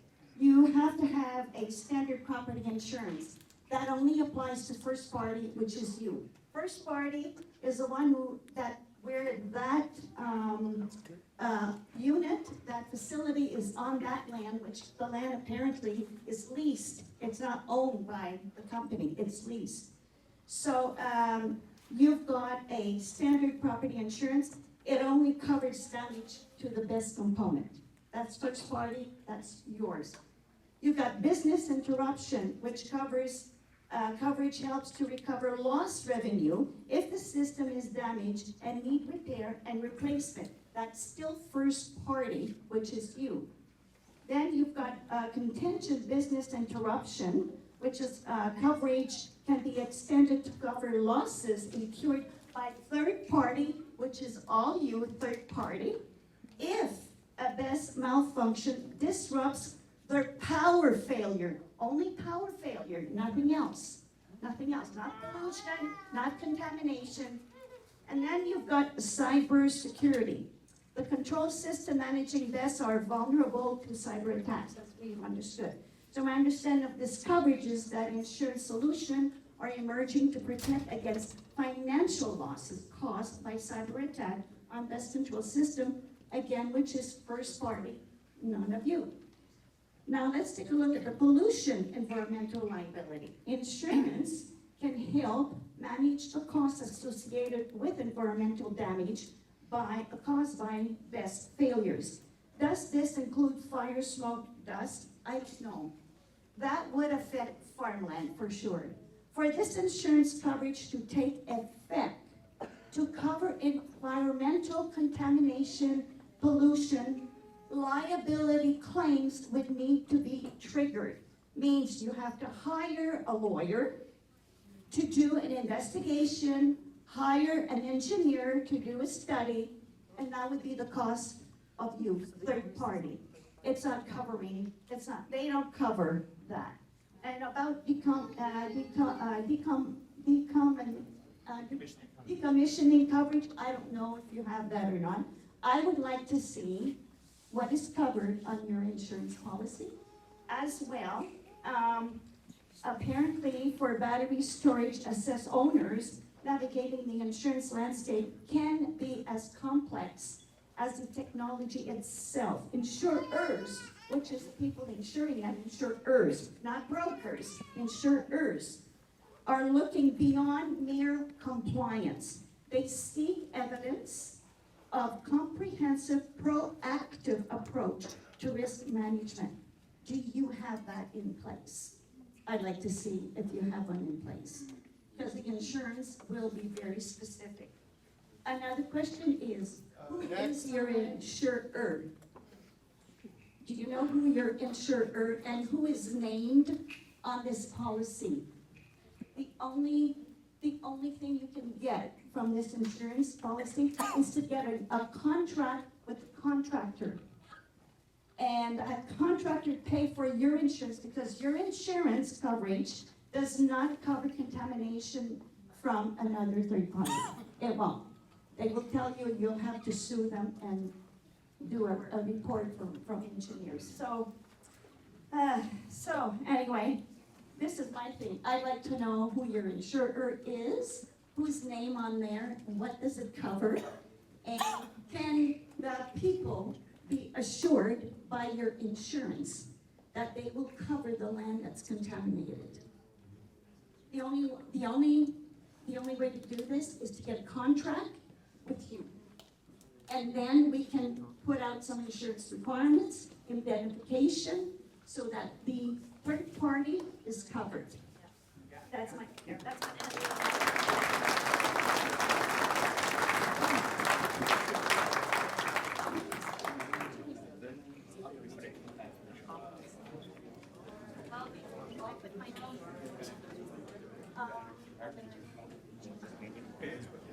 So thank you for the question.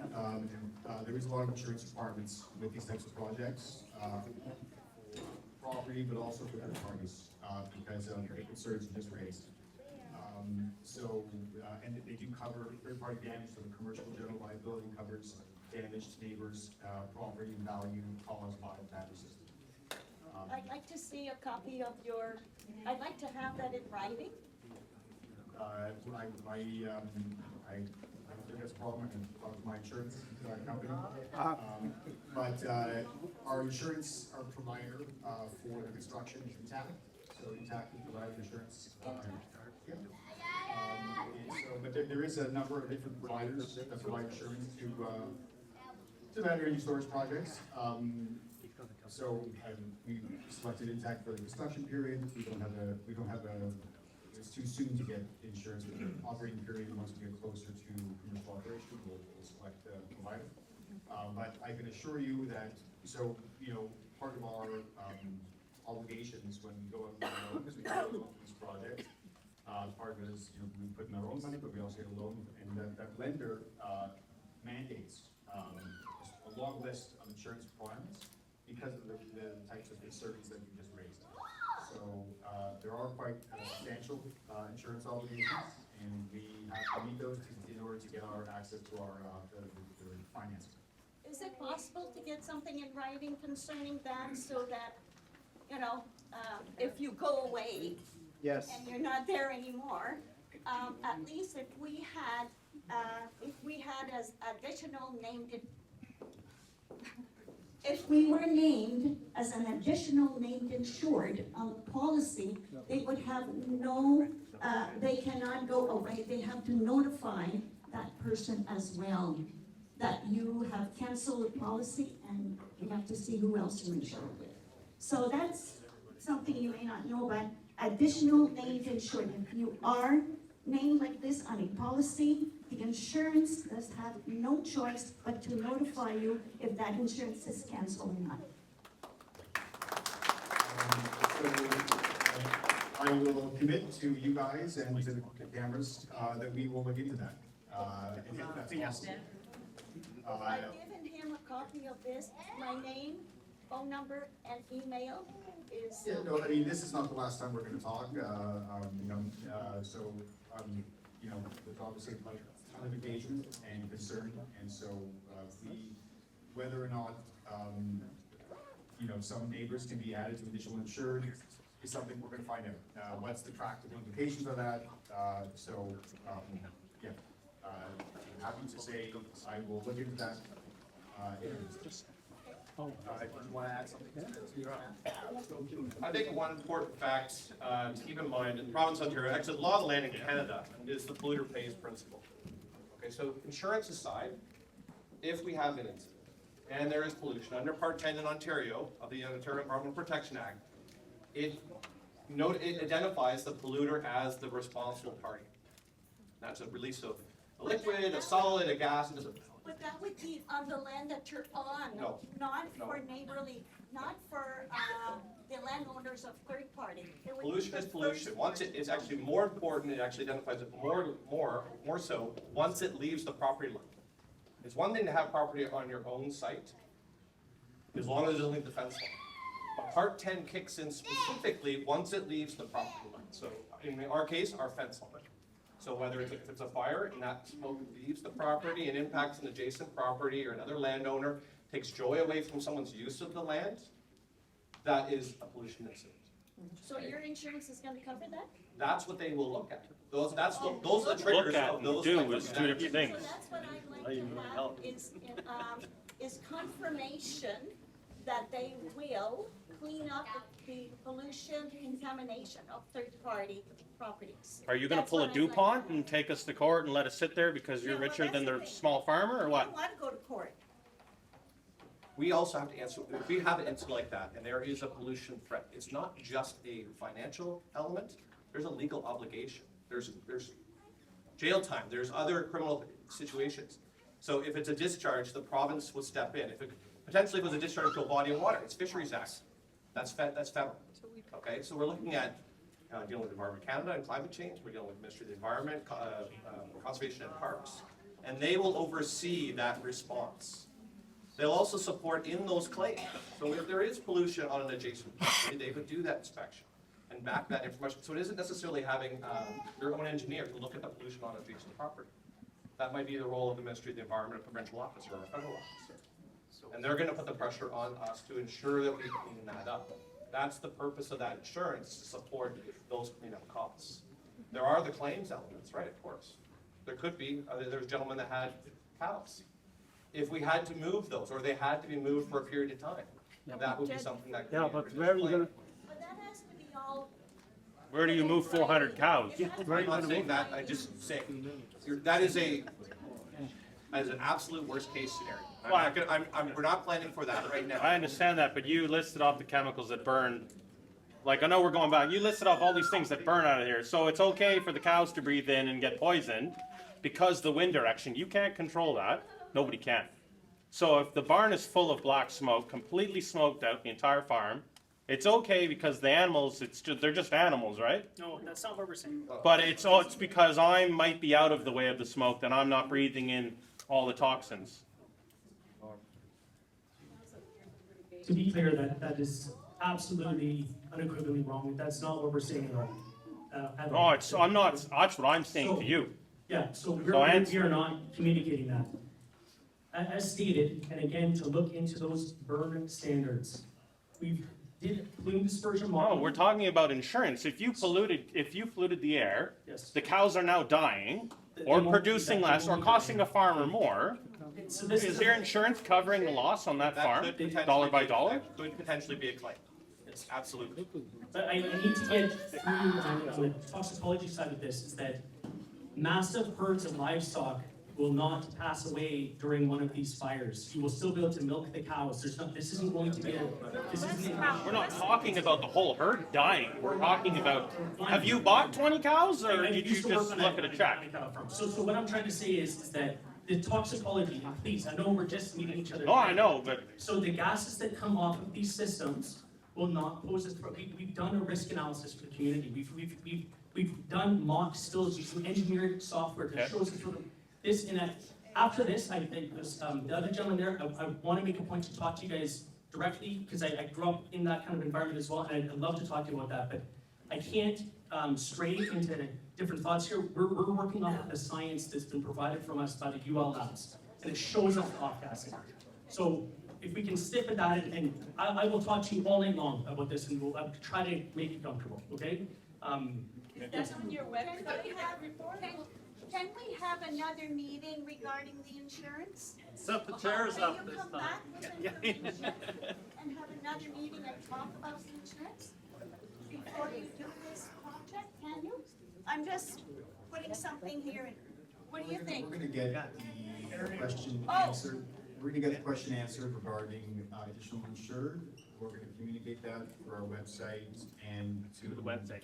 On the website also, there's a sign up for notices. If you haven't signed up yet, we added that so you can get notified, and you can send out notices now if there's meetings or communication. So we'll let us look into that, and we're not gonna commit to another in-person meeting at this time. I mean, He has a we'll copy of what I've 100% get you the question, by the answer to email the question. and name, so he can contact and I can let other people know.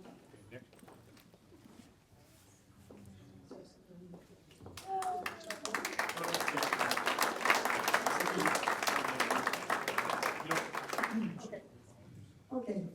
The questions that I have are based on publication by the IESO plus Hydro One. So in August of 2022, the IESO released a document locational considerations for new resources. On page 7, section 2, it said transmission circuits where connections will not be allowed. And in that statement, it is 2B is a flow into Ottawa, and of the transmission lines is B5D, which is actually the one by St. Isidore. Has the IESO changed their mind about allowing connection to that thing? I mean, this is not, they're the ones that put out the RFP. Is that what they want? By the way, my name is Lori Moss. My background actually is federal legislation. I was one of the drafters for the Environmental Protection Act. So that's one question. And the other one is from Hydro One. So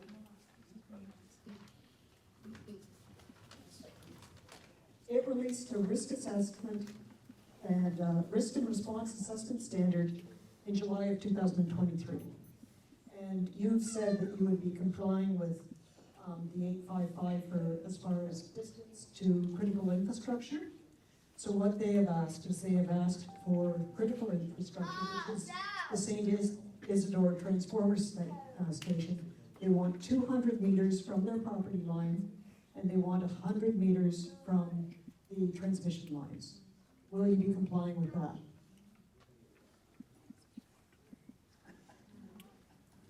Thank you.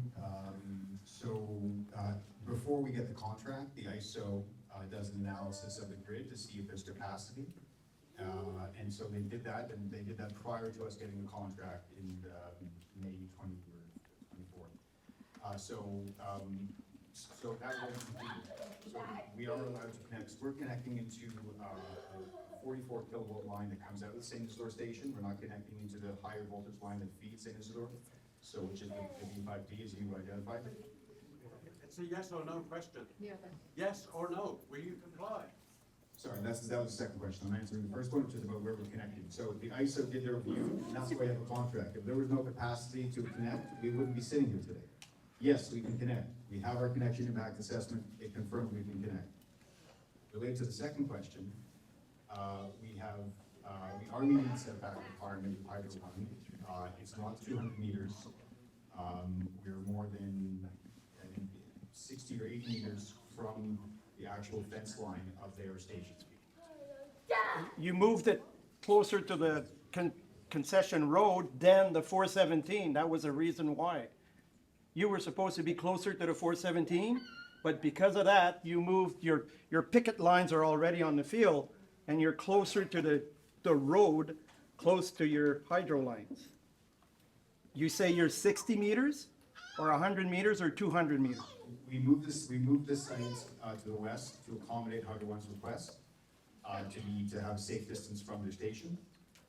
It's not 60 meters from the property line, but it's more than 80 meters from the actual road. So we've already had that engagement with Hydro One and got their approval for our location. Why is Hydro One? I have experience where the technology advances faster than the legislation. And I would imagine that because the recommendation is for 200 meters, it has not been codified yet, and they're dealing with what's codified. Wouldn't it be prudent on your case to anticipate codification of the 200 meters and position your facility accordingly? The other thing that they wanted is to make sure that there was maintenance staff in the location, because we have a lot of ice and snow. And to make sure that the facility is got clear of ice and snow during, and we know here we have got some terrible ice storms, just to protect your facility. Again, when you have someone on site to be able to look at the day-to-day maintenance. Yeah, so thank you. So with respect to the fire response setbacks through Hydro One, they do vary based on the type of station and the voltage. So I think you're referring to the July version, which is a draft, and the November version, 2023, the setback, they reduced it because of the engagement. But so we're not 60 meters, so it's actually about 60 meters from the station, actually, is what the setback requirement is. Sorry, it's 60 meters from the property line.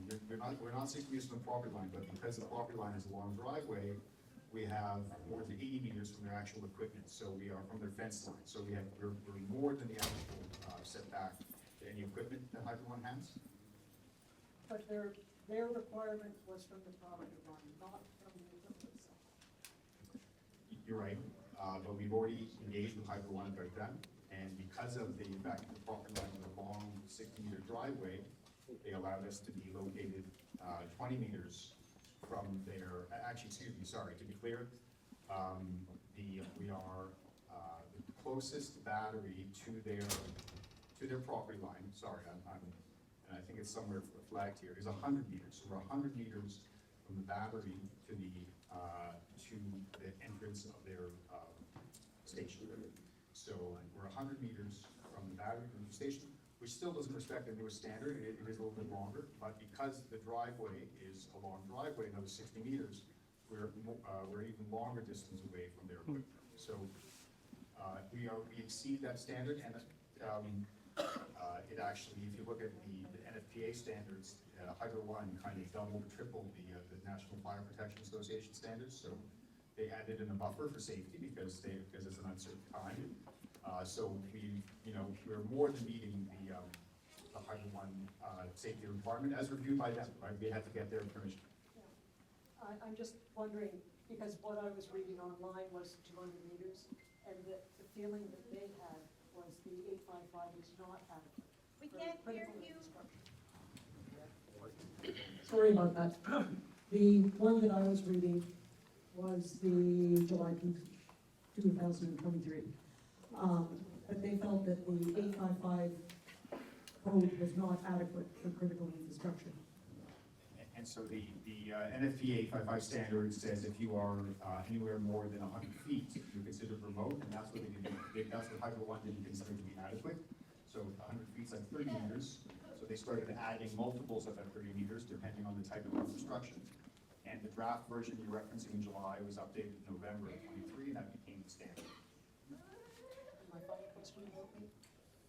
My final question about maintenance on site. So if there's ever, so we need to maintain 24/7 access to the site. So if there's snow clearing required to be able to access the site, we're gonna have a maintenance contractor to do that. 100%. There isn't gonna be someone there 24/7. It's remote monitored and operated. But if there's a snow event or it snows, we will have a contractor to ensure we have access and ensure that fire service have access.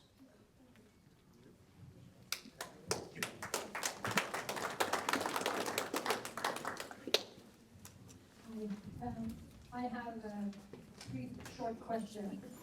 If, I don't know much about the electricity and things like that, but if there was another ice storm, like in '98, where it got last 5-6 days, would this help at all? And who would benefit from that 4 hours?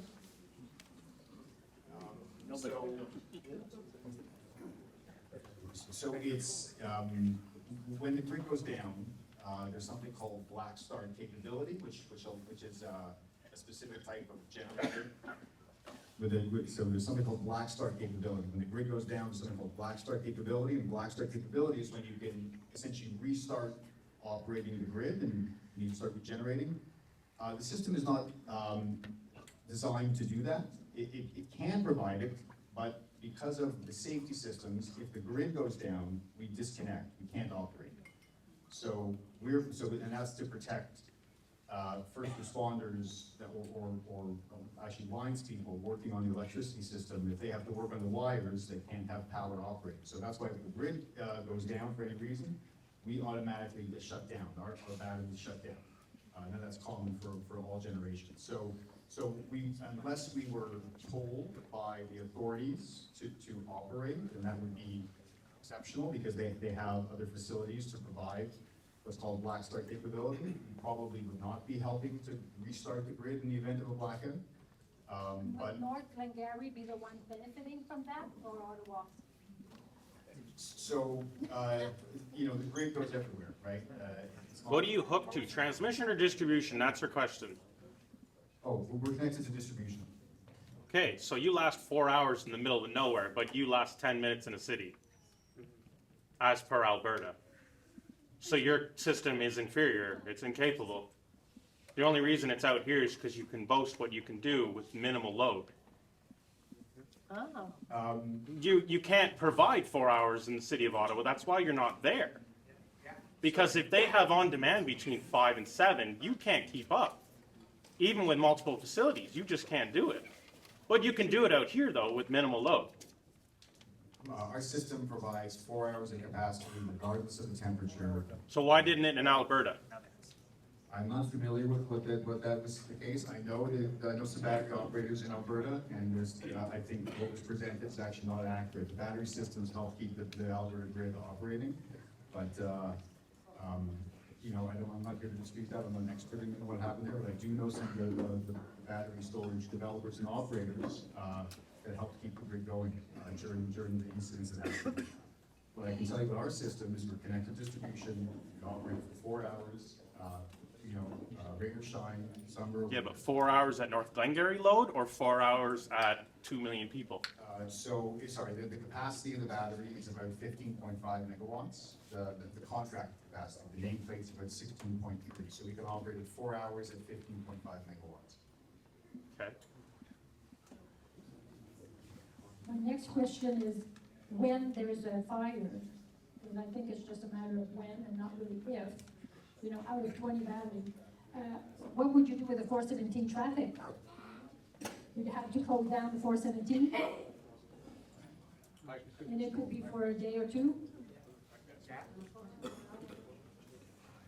So for this particular site, we have what we call facility-specific emergency response plan.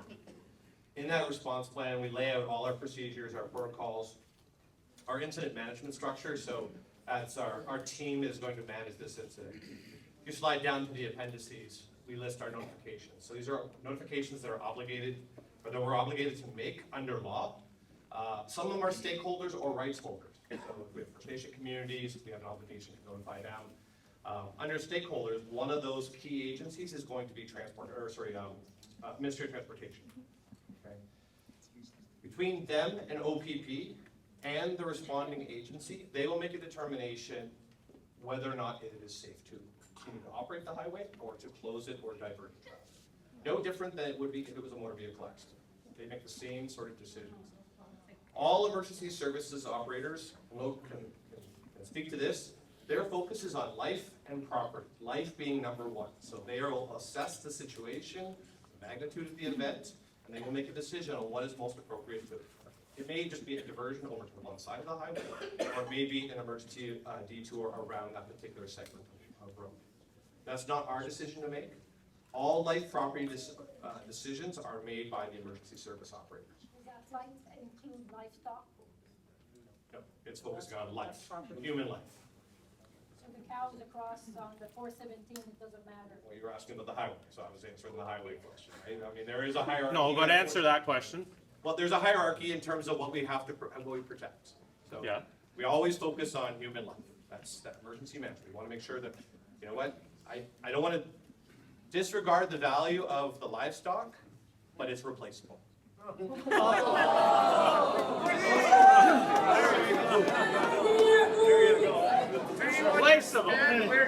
Listen, you know how many years it took me to build up the herd like that? 32 years to build a herd up. It takes over 30 years. It's not just. So you're talking like genetics don't mean anything, nothing. Years and years of building shit, fuck it, throw it in the garbage. I'm merely saying that there is a hierarchy in terms of how we protect the environment, including the humans, including the livestock, including wildlife. But we do have to place priority on some of them. And I'm not saying that everything is replaceable other than humans, okay?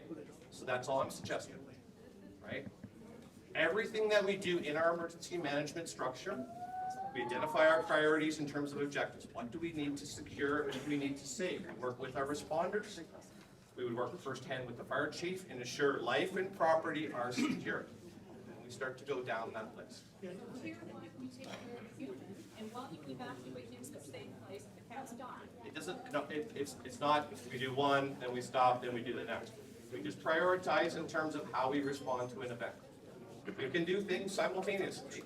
Different people will do different things. Okay. I don't want to jump around different. All I want to say, again, not disregarding the value of one thing over another, but in terms of emergency management, it's no different on the battlefield when we have individuals that are injured. We have to triage and focus on who needs help first.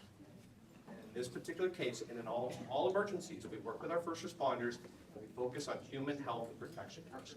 Absolutely. So I know this, obviously, a lot of concern about animal life and welfare, and you know, obviously, there's a large investment, and this is the lifeblood of the community. You know, battery projects are located in other places where there are cattle, and cattle farms.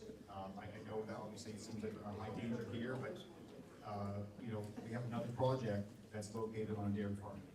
So I know that your folks are very concerned about it, as you should be, but you know, I just want to say that there's clearly a diversity of concern about it. We have another project located on a dairy farm. And Where is that? Where? In Almonte. And when did the grid start? Is it? It's under construction. Under construction. No, we don't know yet. You had one on Picton as well, and it was put down. It did not go through. So it just, we proposed it, and it was rejected, so it didn't move forward. Tonight, it's gonna be rejected. Sorry. The last one is about EMF, because I suffer from tinnitus, and my husband has Parkinson's disease. And I did my research, and I know that they can both be triggered by EMF exposure. Now, my condition is irreversible, and I was living in town, and I left town to be coming in the country where there's less EMF. So now, all the people are gonna be biking and running and pedestrian and people and farmers working in their field right beside those vests. How can you protect them from EMF exposure? And it says on your website, you know, and I quote, if deemed necessary by authorities, measurement of magnetic field could be made before construction of the project and after the project begins operating to assess whether EMF from projects electrical infrastructure would extend into the neighboring area, unquote. So that's what you have on your website. So you didn't do any measurements before, like now? And I think we wouldn't see much compared to this. It is right next to the transmission station, so the large transformers, so I don't know. we can't hear you amplify. Use the microphone. Because it's gonna be a lot more. I'm not sure compared to the transmission lines in the large transformer station, I don't know if we made a significant impact. But did you do tests? It's not standard to do tests. Oh. Transmission lines are on the side, you're on the other side of the road, there's no transmission line there. Not close to it. You're creating a separate field. You are. You're far enough away from that magnetic field and Yes. those distribution lines. You're creating a separate field. There's nothing in the sky. Anytime there's electricity running through a conductor, it's going to create an electric field, right? Correct, but at what state and how much? At the same level as the distribution lines, that's. Your distribution line is, the magnetic field goes maybe like 2 meters out from the actual transmit, like the lines, down to the pole. Reduced down to the bottom of the pole, but you're building a The cube. question is, did you take measurements Yeah. before you started? No, we didn't take measurements from units. So I guess you'll never know if you'll never go able to confirm one way or the other. So if you never do these measurements before and after, I guess you'll never have statistics or documented results. And I think once the BESS facility is already built, I think it's a bit too late. There's no comparables. And I come from a dairy farm also, and if EMF can cause cancer and all kinds of health issues, it can do that also to your pets, and it can do it to your cows, and it can create miscarriages, you know, so cows that are too close to that high density EMF, it could cause cows and sheep or whatever animal is around to miscarriage or to be affected with cancer, etc.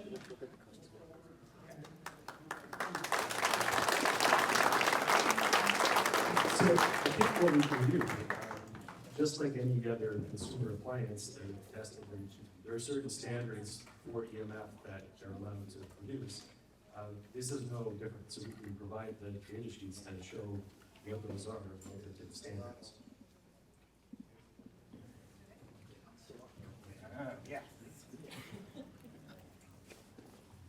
Hi, I'm Max from Company Water, the local water treatment company, and it's too bad. I had a whole rant about PFAS tonight, and what they use PFAS to turn off the fires when it's out of control. But you reassured me that PFAS was not going to be used on any battery or anything on this project.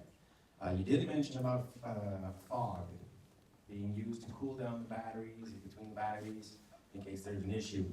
That fog, you're using water for that fog? Like there's no special chemical or anything, nothing, okay. And you did mention that when one battery, one of those size like a VHS battery there, when one burns, you might have to burn the whole row, but you won't burn the whole cell. Have you shared this technology with Vaughn? Because we seem to have a problem with his cars burning. So, and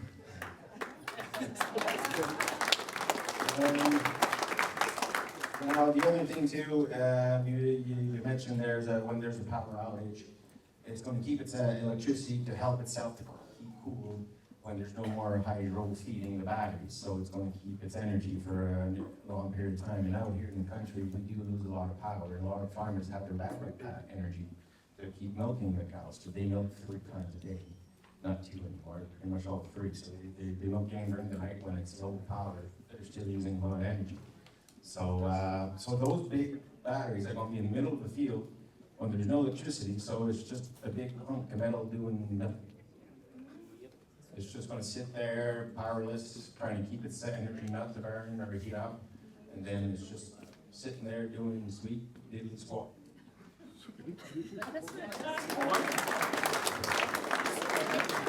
Just like any other generator, if there's no grid, then it won't do anything.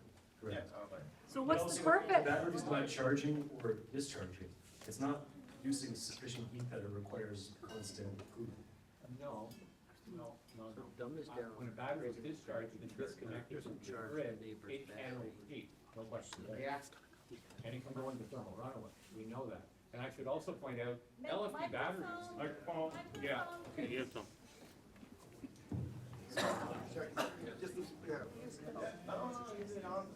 Yeah, sorry to butt in, but Richard brought up a point about cooling of batteries. If the grid goes down and the battery's not supplying energy, yes, they can overheat. They definitely can go into thermal runaway. The other point is LFP batteries you were portraying is safer. And it is true that they need 100 degrees more temperature to actually ignite. However, the consequences of ignition are much worse. And unlike what you just said, the toxic fumes put out by the LFP batteries are much worse than the NCA and other batteries. In fact, this research was done in the United Kingdom, and you must have seen it, it was put out about a year ago, in which they showed that, especially the low state of charge, LFP batteries are more toxic, put out more pollutants, especially the things like hydrogen fluoride, than the NCA and other batteries. And it's interesting because on the internet, anybody can Google this, on YouTube, there's a man who takes apart different batteries, purposely damages them, and assesses, is LFP safer or is it not safer? And he shows clearly that yes, it's harder to ignite them, but once they ignite, they're much more dangerous. They include much more toxic chemicals. And this research, as I say, is being done at University of St. Andrews, University of London, all over the place, showing that LFP batteries, once they ignite, which admittedly takes more heat, about 100 degrees more, they are more toxic than normal NCA and other batteries.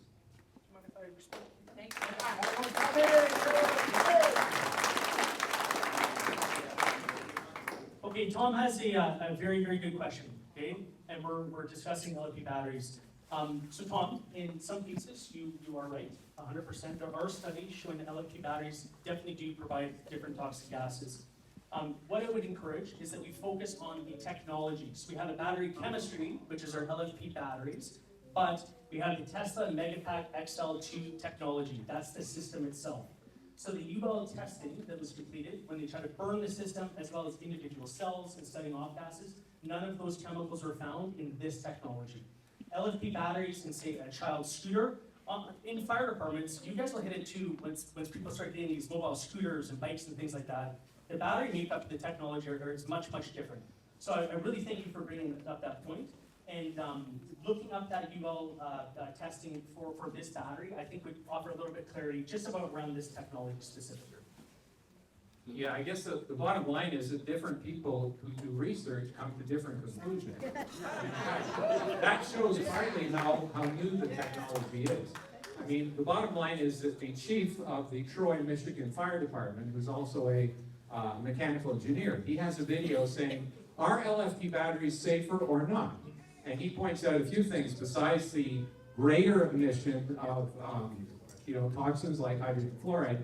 He also points out that there's twice as much hydrogen produced in an LFP battery fume than an NCA and other batteries. Now, hydrogen, of course, is super toxic. Well, not toxic, it's explosive. The other point he brings up is that it's 120% more speed of ignition. In fact, he says that the bottom line is it burns at the rate of acetylene. Okay, so I agree, the likelihood of an LFP battery fire is less because it has to be about 100 degrees more than ones like NCA. But when it does ignite, according to many researchers, both in the United Kingdom, the head of this department in Troy, Michigan, people can look it up. Look up Chief Troy, Michigan on YouTube, and he talks about specifically what they found in their research. And also, of course, these people in the United Kingdom. If people do a search for United Kingdom LFP batteries, you can see they've done an assessment, and they conclude that the toxic emissions from your kind of battery, LFP, are worse and more toxic than the standard batteries. So I guess it depends on who you're researching, because the research is very different to what you said from what I found.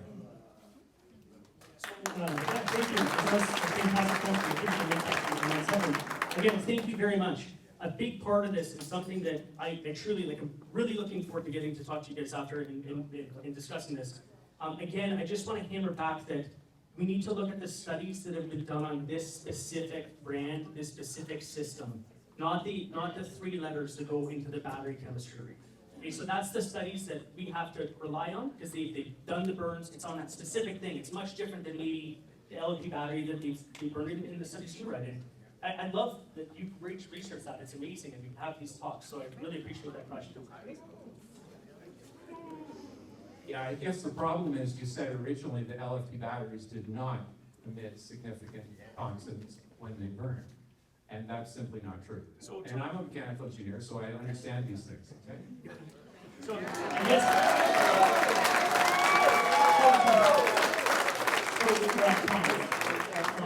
Okay, so Tom caught me. So we're going to rephrase this. The Tesla Megapack 2 XL LFP battery technology under the UL testing did not show any of those gases during combustion. So thank you very much for that question. It was great. Is that study on your website that we can check out? How it's been done? Is it AI?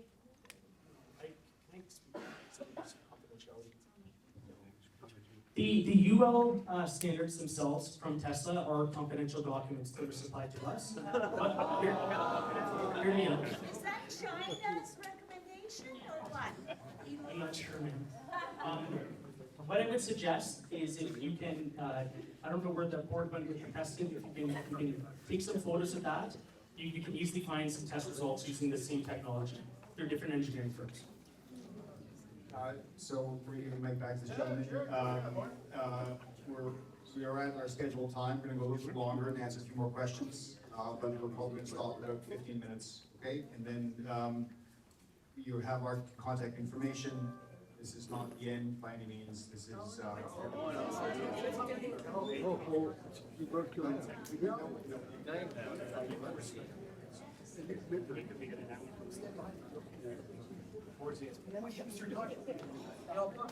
If you want to get onto our mailing list, send me your email, rich.hudon@gmail.com.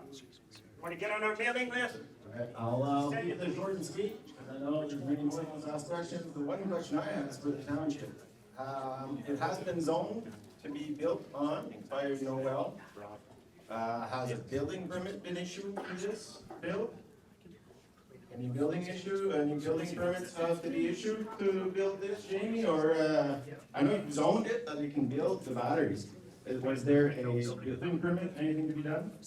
There's a building. There is a building permit that's already been issued and done? No, I get it.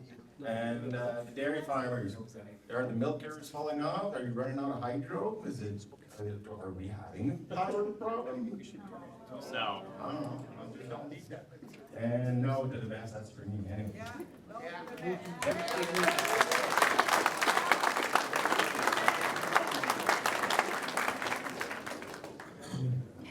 Well, I can't definitely agree with any of you guys. It's crazy stuff. Okay, so I just have a couple things. You gotta get Boo here. You guys took the time to get down here. I'm not working with them at all. You took your time, and thanks a lot for coming to at least try to advise us on what you're trying to do to us. One thing I'll say though is your PR group is not very good because they had a difficult time reading the room. I understand council approved, province approved, but as you can see in these people's eyes, they are not a happy camper. My God, we're not fully understand the technology, and I don't think you've provided the proper definitions of the exact types of technology that you're using to give them the confidence that what you're going to do in their home, beside the people that have their cows and their sheep and their goats and their chickens that are worried about losing their livelihood, right? This is life or death for them. Yes. This is life or death. You can come from Prairie 7, you can come from Toronto, you can come from all over the place, but if you're not from here, it's hard for you to relate to the passion that these people have for the livelihoods that they've created. Some of them multiple generations. Multiple, right? So I ask only two things. Why has the technology not been designed to encapsulate these units so that there is none of these problems? It's encapsulated. It's one big box, one big square. If it vents, if it blows up, if it burns, if it catches, nothing happens. It's all closed in. We do it for burning garbage, right? We use plasma to burn the garbage. So why wouldn't something like that not be introduced and all this stuff goes away, right? Really and truly? And then one other thing would be, so there's a lot of hunters around here, right? That's Can it stop at 308? Yeah. So what happens if I plant a 338 through the wall of your battery? Well, we're just gonna say it. If I'm shooting a target and I go across the hill and a 338 goes sailing through that battery pack, or multiple walls, it's not stopping that. I'm telling you that right now. Your thin little aluminum wall is not gonna stop that. So what protections are in place for when a bullet goes sailing through a battery pack? So that's what I'm asking. They're gonna stop people from So I'd ask you the question first one for the encapsulation. Why is that not an option that has not been allowed to?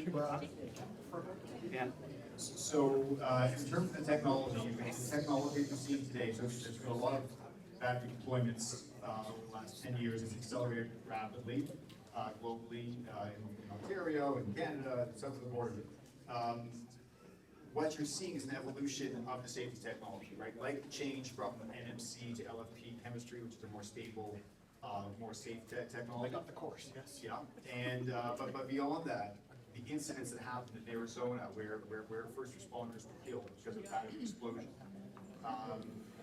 the sensing technology or process, right? There was a battery fire in Australia that was related more to the process for commissioning.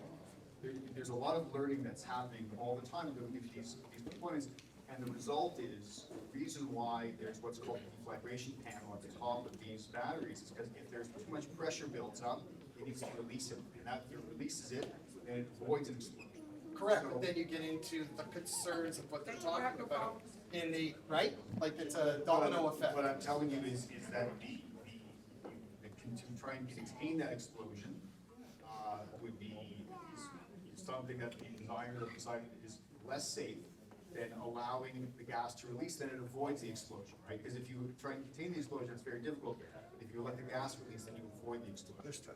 So I'm just, I mean, I get your point, but- I'm using it as an example to say that the technology is advanced, and that's why the design, and that's why these standards exist, NFPA 55, NFPA, UL 9540, UL 9548. The standards exist to test for concerns that have been experienced in the field. Yes, but we're testing as we're moving forward, right? It's called innovation. And so if it fails here, now you're a little smarter, so it doesn't fail over there, but then we're screwed here. Now, it's only, how many pods? 20 pods, right? So when I was in the military, we never laid out all our bombs and missiles on the ground out in the open. We buried them behind 6-foot concrete reinforced, Take the right? microphone, please. Really? Hey, I'm sorry. I think I said, okay, so that's what I'm saying, right? Like, I mean, something of this. Closer to your mouth. Sorry, I apologize. Not trying to be like, I don't want to take up the space here. So that's my question, right? Like, it has the potential to cause problems. Why aren't we doing exactly more than what is required by the minimum level of the province, the federal, we know how great they are, right? Why aren't we doing more? So to answer your question, you're right, you don't want all of them to catch fire by putting them all together, so the UL 9548 test standard, they actually have to burn the cell, the module, and then the container itself. And in order to pass the testing, fire cannot propagate between one container to the other. So as you say, it has to be self-contained. Now it does, because there's a lot of energy there, it does have to have a release point, and that's what this panel is that will blow and release in a directed manner some of that energy. But when it burns, if it passes the standard, it cannot go between the containers. And that's the design. Okay. I mean, thank you so much. I mean, we can just spin this wheel all day, right? What about the bullet? So, yeah, you didn't answer that. What happens when a bullet does hit that battery pack? The battery pack's not bulletproof. So what happens to it though? It burns. Test for that. You can call it a Very violent fire. I'm from southwestern Ontario, just a stone's throw from Paris. I know that area, I'm from Cambridge. I now live in North Glengarry, Glengarry my home. Now that being said, you guys are all from afar, you don't realize what people are like here. We are very proud people, and we're spending a lot of time on looking at what could go wrong. But your company started off by saying you notified the people around Glengarry, which when you talk to many of the people local that live a stone's throw, literally a stone's throw across 417, were told, have said they were not notified, and then you said no, unless you misspoke, you branched out further to a 1 kilometer radius. That is very short-sighted on your company. Now that kind of short-sightedness, to me, does not give me a good feeling about your company being You able lose all to, integrity there. exactly, now being able to keep the how do you say it, well, not just the trust, being able to run your company, if you can't see that you're gonna piss off a whole friggin' township of people, and then say, well, we're gonna do this remote, I apologize, we're from 7 hours away or 5 hours away, but it's gonna be safe, we're gonna use sensors to do all this stuff. I'm a dairy farmer, I have, just like Joseph Odermatt, we're full of sensors. They're all made, God knows, all over this world, not one of them work properly. Now, of all your sensors, nobody's there to just be there to pull the damn wire down to say, it's shut off. we have no confidence that your company is gonna do Yes. this properly.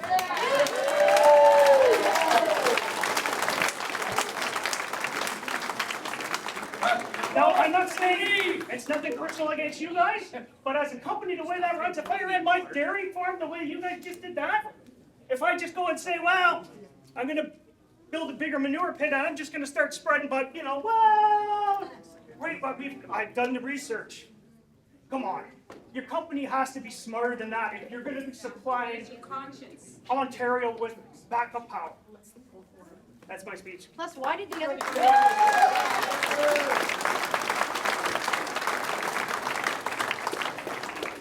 So I will say that right next door is the St. Isidore transformer station. Yep. And Hydro One runs with the same principles as well. Yep. So they have a remote controlled SCADA. If there's any issues, automatically we would get disconnected by Hydro One. So they're gonna control you guys shutting down, or are you guys gonna shut it down? Well, we could shut it down at any time, but if it's an issue that they feel that they don't trust us, they will shut us down. And your remote location to shut it down is located where? In the province of Ontario, or is it in Portugal? Is it in Pakistan? Is it somewhere that doesn't give a crap about us? No, it's in Toronto. And That's even worse. well, the grid operator, they're offering us the generation resources across Ontario. And do any of you live beside a BESS? Yes. You do? How far? 5 kilometers away? Were you notified? Were you notified when they built it? He built it. No. Did you just say no? Yeah. And do you think it would have been common courtesy for them to tell you? I'm not concerned about it because I understand. I just being So, yeah.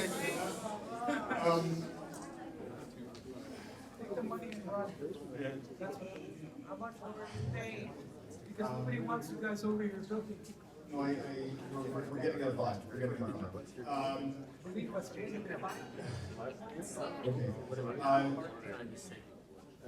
And I know this is gonna be unsatisfactory answer, but I'm gonna give it because it is the answer, right?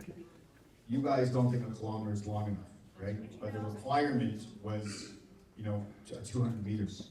And the municipal standard is 120 meters, so I get it, that you don't think you were properly notified. But all we have is the requirements. We followed the requirements. You're unhappy with those requirements. That's, I obviously we feel and hear the frustration but we wouldn't be here, if we didn't follow the process and at each step get approved. Then why were you turned down from the other communities? What was the reason why you were turned down from the other communities? What were the other communities that are not far from here that shut you guys down? What were they? Nation. So what? We never went to the nation. We never went to the nation. So what were North the? Dundas then. What's that? North Dundas. We never went to the We have competitors in our competitors. We didn't go to the nation or North Dundas. Oh, you didn't? Okay, sorry. So you weren't shut down anywhere else? We were refused other places. That's what I'm asking. We were refused other places. So why were you refused at the other places? That's what I'd like to know. Why? Various reasons. What were the reasons? Yeah, I'd like to know the reason. My question has to do with emergency response, specifically for water. Now, I was looking at your thing there, and it said environmental remediation services, groundwater treatment. So many of us around here rely on wells. I'm sure the farmers to water their livestock as well. So if there was an incident and it was groundwater contamination, can you please tell me the method of remediation to ensure that that doesn't travel along and contaminate adjoining land and farms? Sure, that's a very good question. Something to clear up when we talk groundwater remediation, it's a common term with spill response when we develop a pump and treat system. So if we had an exponential amount of water at a spill site, it's an industry term where we treat that water to discharge the environment. If everyone can just, I don't know if everyone's having a hard time hearing, but for this type of project, again, we want to hammer home that water is not being introduced into the battery cell itself. I mean, But let's talk hypothetical. Say a spill happened, it Yes. gets in the vein and Exactly. travels around. Yeah. Or hypothetical, we have a fire, and there is a large rainstorm. Okay, that's something fair, that's a consideration. As Ryan touched on, under the Protection Act, they have a responsibility to clean. The polluter bears that responsibility. I can tell you with the UL 9540 testing and the off-gas and what was produced, we're not looking at groundwater issues from this site. You'd be much more at risk from a tanker rolling over on the 417 than what's going on with asbestos. But overlooking at everything, you have to understand is that the developer has the responsibility to leave that environment the way they found. They have to clean it. If there's a spill, they have to clean it. I It's think the there's law. a creek around you. You've done the soil testing and the air testing before the project, so you know afterwards if something happens? Has any testing been done? Soil, air, like, So you had a question about pre-testing before the site, so. yeah, so that, well, just to answer to his comment about make sure it is left the way it was. Have you done the testing so you will know that? So without getting into the weeds of how we do that, there are different phases of testing sites. Some of you may have dealt in the past, okay? So this site was assessed under what we call phase 1. And we look for historic contamination. So we have a baseline of what that site looks like before we get on there. Don't just look, not. No. Well, it's basically a background search. It's a historical search. So we look at past land uses. We look at adjacent land users to see if they may have impacted that property. So we have a good idea. Is that site clean before we got to it? I mean, part of that's liability too. We don't want to move on to a contaminated site because then we potentially could take on some of that liability. So we do that research. If there was a suggestion that there was some level of contamination, either a past land use or an adjacent land user, some other industry or business, then we would move into a next stage and we'd investigate that further. But our phase 1 didn't identify any of those concerns. So we have basically a greenfield site that's clean and we can operate on it. So with respect to spills and groundwater, Logan already mentioned it. The only water we're using would be cooling water on an adjacent unit, if it was one unit on fire. One gentleman brought up PFAS. So PFAS is a great discussion point. It was in all our firefighting foams, all fire departments across the country. It has now been phased out. No fire department in the country is allowed to use it, and all their resources should be removed from service. They're using PFAS. Well, it's illegal. Not in your system, probably, because you guys got a massive. Federally, it is illegal for our fire department in Canada to have that stuff. Well, I'm assuming the Hawkesbury Fire Department. Then they're operating illegal. I can't speak for them, but all fire departments, whether it's at an airport, whether it's a municipal fire department or other service, has to phase that out. And that was done, I think it was last year was the final deadline. Okay?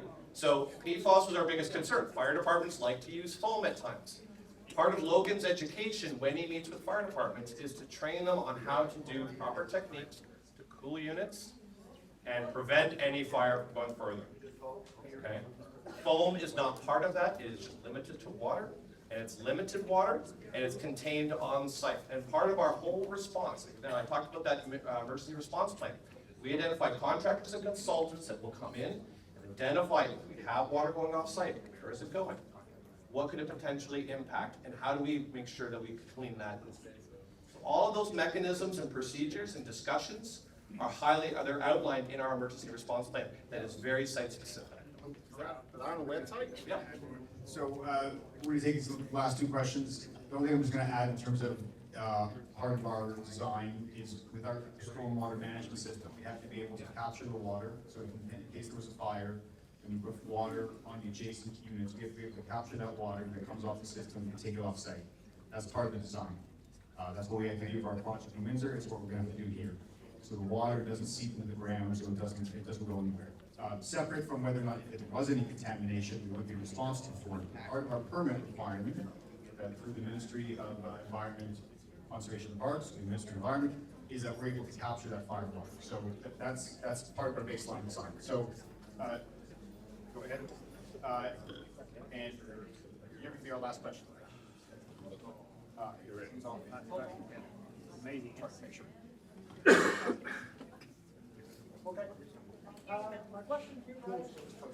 Can't hear you, Doug. My question to you guys, how many of you guys were at the original meeting in Dunvegan in 2023? Check, check. Yeah, so how many of you guys were at the original meeting in 2023 in Dunvegan?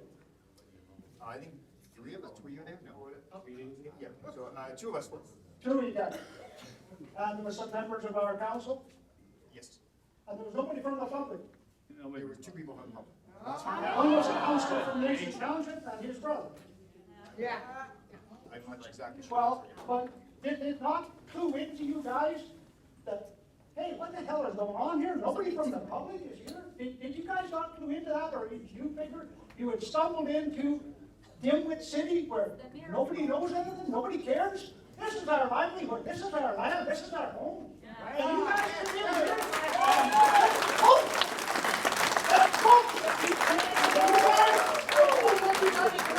You stuck in here under the fucking radar. Pardon my language, but you stuck in here under the radar and nobody, our council, anybody know? John Massey deals with farmers every day. You think he told anybody? No, he didn't. Exactly. Jeff Manley, our council from Kenyon. Do you think he took a ride around to talk to the McRae's and the Automacs? No, he didn't. Nobody let us know. We found out in March of 25. So that's why I said, you guys snuck in under the radar. That's why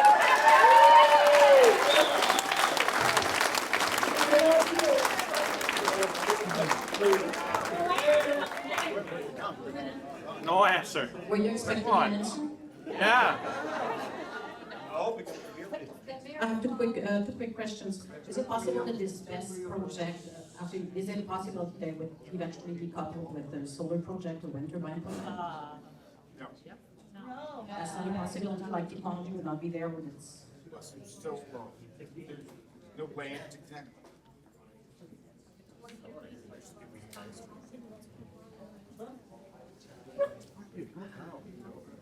So, there's no land available to connect it with a generation project. So no. some other company could plug into you though? Well, they would have to get approval from the local council. You lose all your integrity!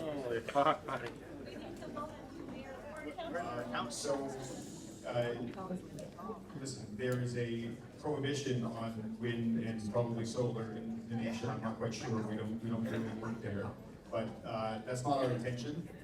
There's no land available to do it, so there's no, like 20 years is a long time, but that's absolutely not what our intention or our plan. The second part of that question, is your company's investment eligible to the accelerated capital cost allowance deduction? Is it? Is that counted in here? No. Say it again. Is your company's investment eligible to the accelerated capital cost allowance deduction? Yes. Can you explain to the people what that means? It's depreciation. So when you buy assets, you can depreciate them over time and reduce your taxes. That's something available to everybody, businesses. But it's much faster now. It's much faster for a company. It's faster, right? Accelerated means faster. Yeah. Yes, no, but it's been around since I think 2013 or 15. This accelerated capital cost allowance. It's not new legislation at all. Yes, it is. It's not for us. It's not for farmers. It's not for farmers. Not for farmers. Sorry. The question was, are we eligible for accelerated capital cost allowance, which is eligible for renewable energy technologies, or in battery energy storage, is included in that asset class? Yes, we are. And we know a lot of farmers that have a lot of solar projects on their barns, and they're able to access that type of depreciation as well for those investments. So it's available for anybody who invests in solar or batteries or wind. It's available to any of those asset classes. So within 2 years, probably you would have your own project. You don't have to do it. And then it's easier to change hands. That's what we've seen in many other renewable energy projects. Yes. No, that's not what would happen. And the depreciation has no impact on whether or not we can change hands. If we want to change hands, we can change hands before we run out of depreciation. Afterward, it has no impact on that. Which has an impact on it is what our intentions are and what our plans are. And our plans are to be here for 20+ years. This is gonna be our last question, everybody. It's getting late, and Are you guys all driving Tesla cars? Are you guys all driving Tesla cars? Thank you. My name is Tom Harris. I'm going to be writing an article about tonight's meeting, and I'll leave out my business card if you want to give me your suggestions or ideas or anything. I work with the International Climate Science Coalition Canada, and one of the concerns I have is that the best systems, not just here, but across Ontario, will become stranded assets that nobody will want to use and nobody will want to maintain or operate. And the reason I say that is this. You know, you have to ask, why are we bringing in backup? Well, we're bringing in backup because Ontario is bringing in more and more intermittent energy into the province, okay? So you need backup of some kind. Now, the bottom line is that ordinarily you would have natural gas as a backup because it's inexpensive, we have lots of it, and you can ramp it up and down quickly to back up any energy source. But they don't want to do that because the province says that we're going to stop climate change by getting rid of natural gas. Now, I think it's important for people to realize that whether you like it or not, without even going into the science, the climate scare is collapsing. Okay, the International Energy Agency said 4 years ago that we should stop investing in fossil fuels to save the climate. This year, they said we have to invest much more in fossil fuels to give us sufficient energy supplies. You have groups all across the world who are pulling out of the net zero alliances. Air New Zealand was the recent that did it, actually. The various banks, okay, banks all across Canada, the United States, and the UK are pulling out of net zero alliances. NASA's major climate change institute, Goddard Institute for Space Studies, is being shut down. They're not going to do any more climate research. And you can go on and on. I mean, I could list all sorts of things that indicate the climate scare is going to die, and it's not just Donald Trump. Okay, it's happening all over the world. So my point is this. When the climate scare dies, we will not need a big expansion of wind and solar power, so we will not need BESS. So BESS will become pointless. There'll be stranded assets that nobody will want because the power you get from a BESS is much more expensive than the power you get from natural gas. So my point is that BESS will largely be pointless in the very near future.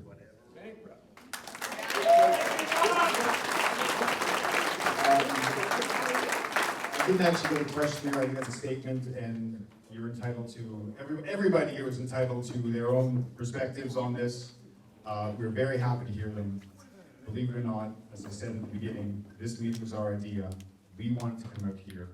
We're by no means trying to sweep this under the rug. It took you a long time to get here. And we anticipate more engagement. There's clearly a lot of interest, and we want to thank everybody for making time to come and share us your concerns. Well, why wasn't this done originally then? You said just before 2 people were there. So I'm just going to close and say we followed all the notification requirements, and and when we did this in other communities, and we did the same communication requirements that are required. Why did it shut down in the other communities? You didn't answer my question earlier when I asked you. We followed the same communication requirements, okay, and we got different amounts of people at those community meetings. There was other reasons that other communities didn't want the BESS project. But you never told me what those reasons were. So there's anyway, that's not important. Folks, thank you very much. We appreciate it. You're putting your head on your pillow, huh? What was the reasons, man? Just answer them. Answer it. Our mailing list, and we'll get it at some point.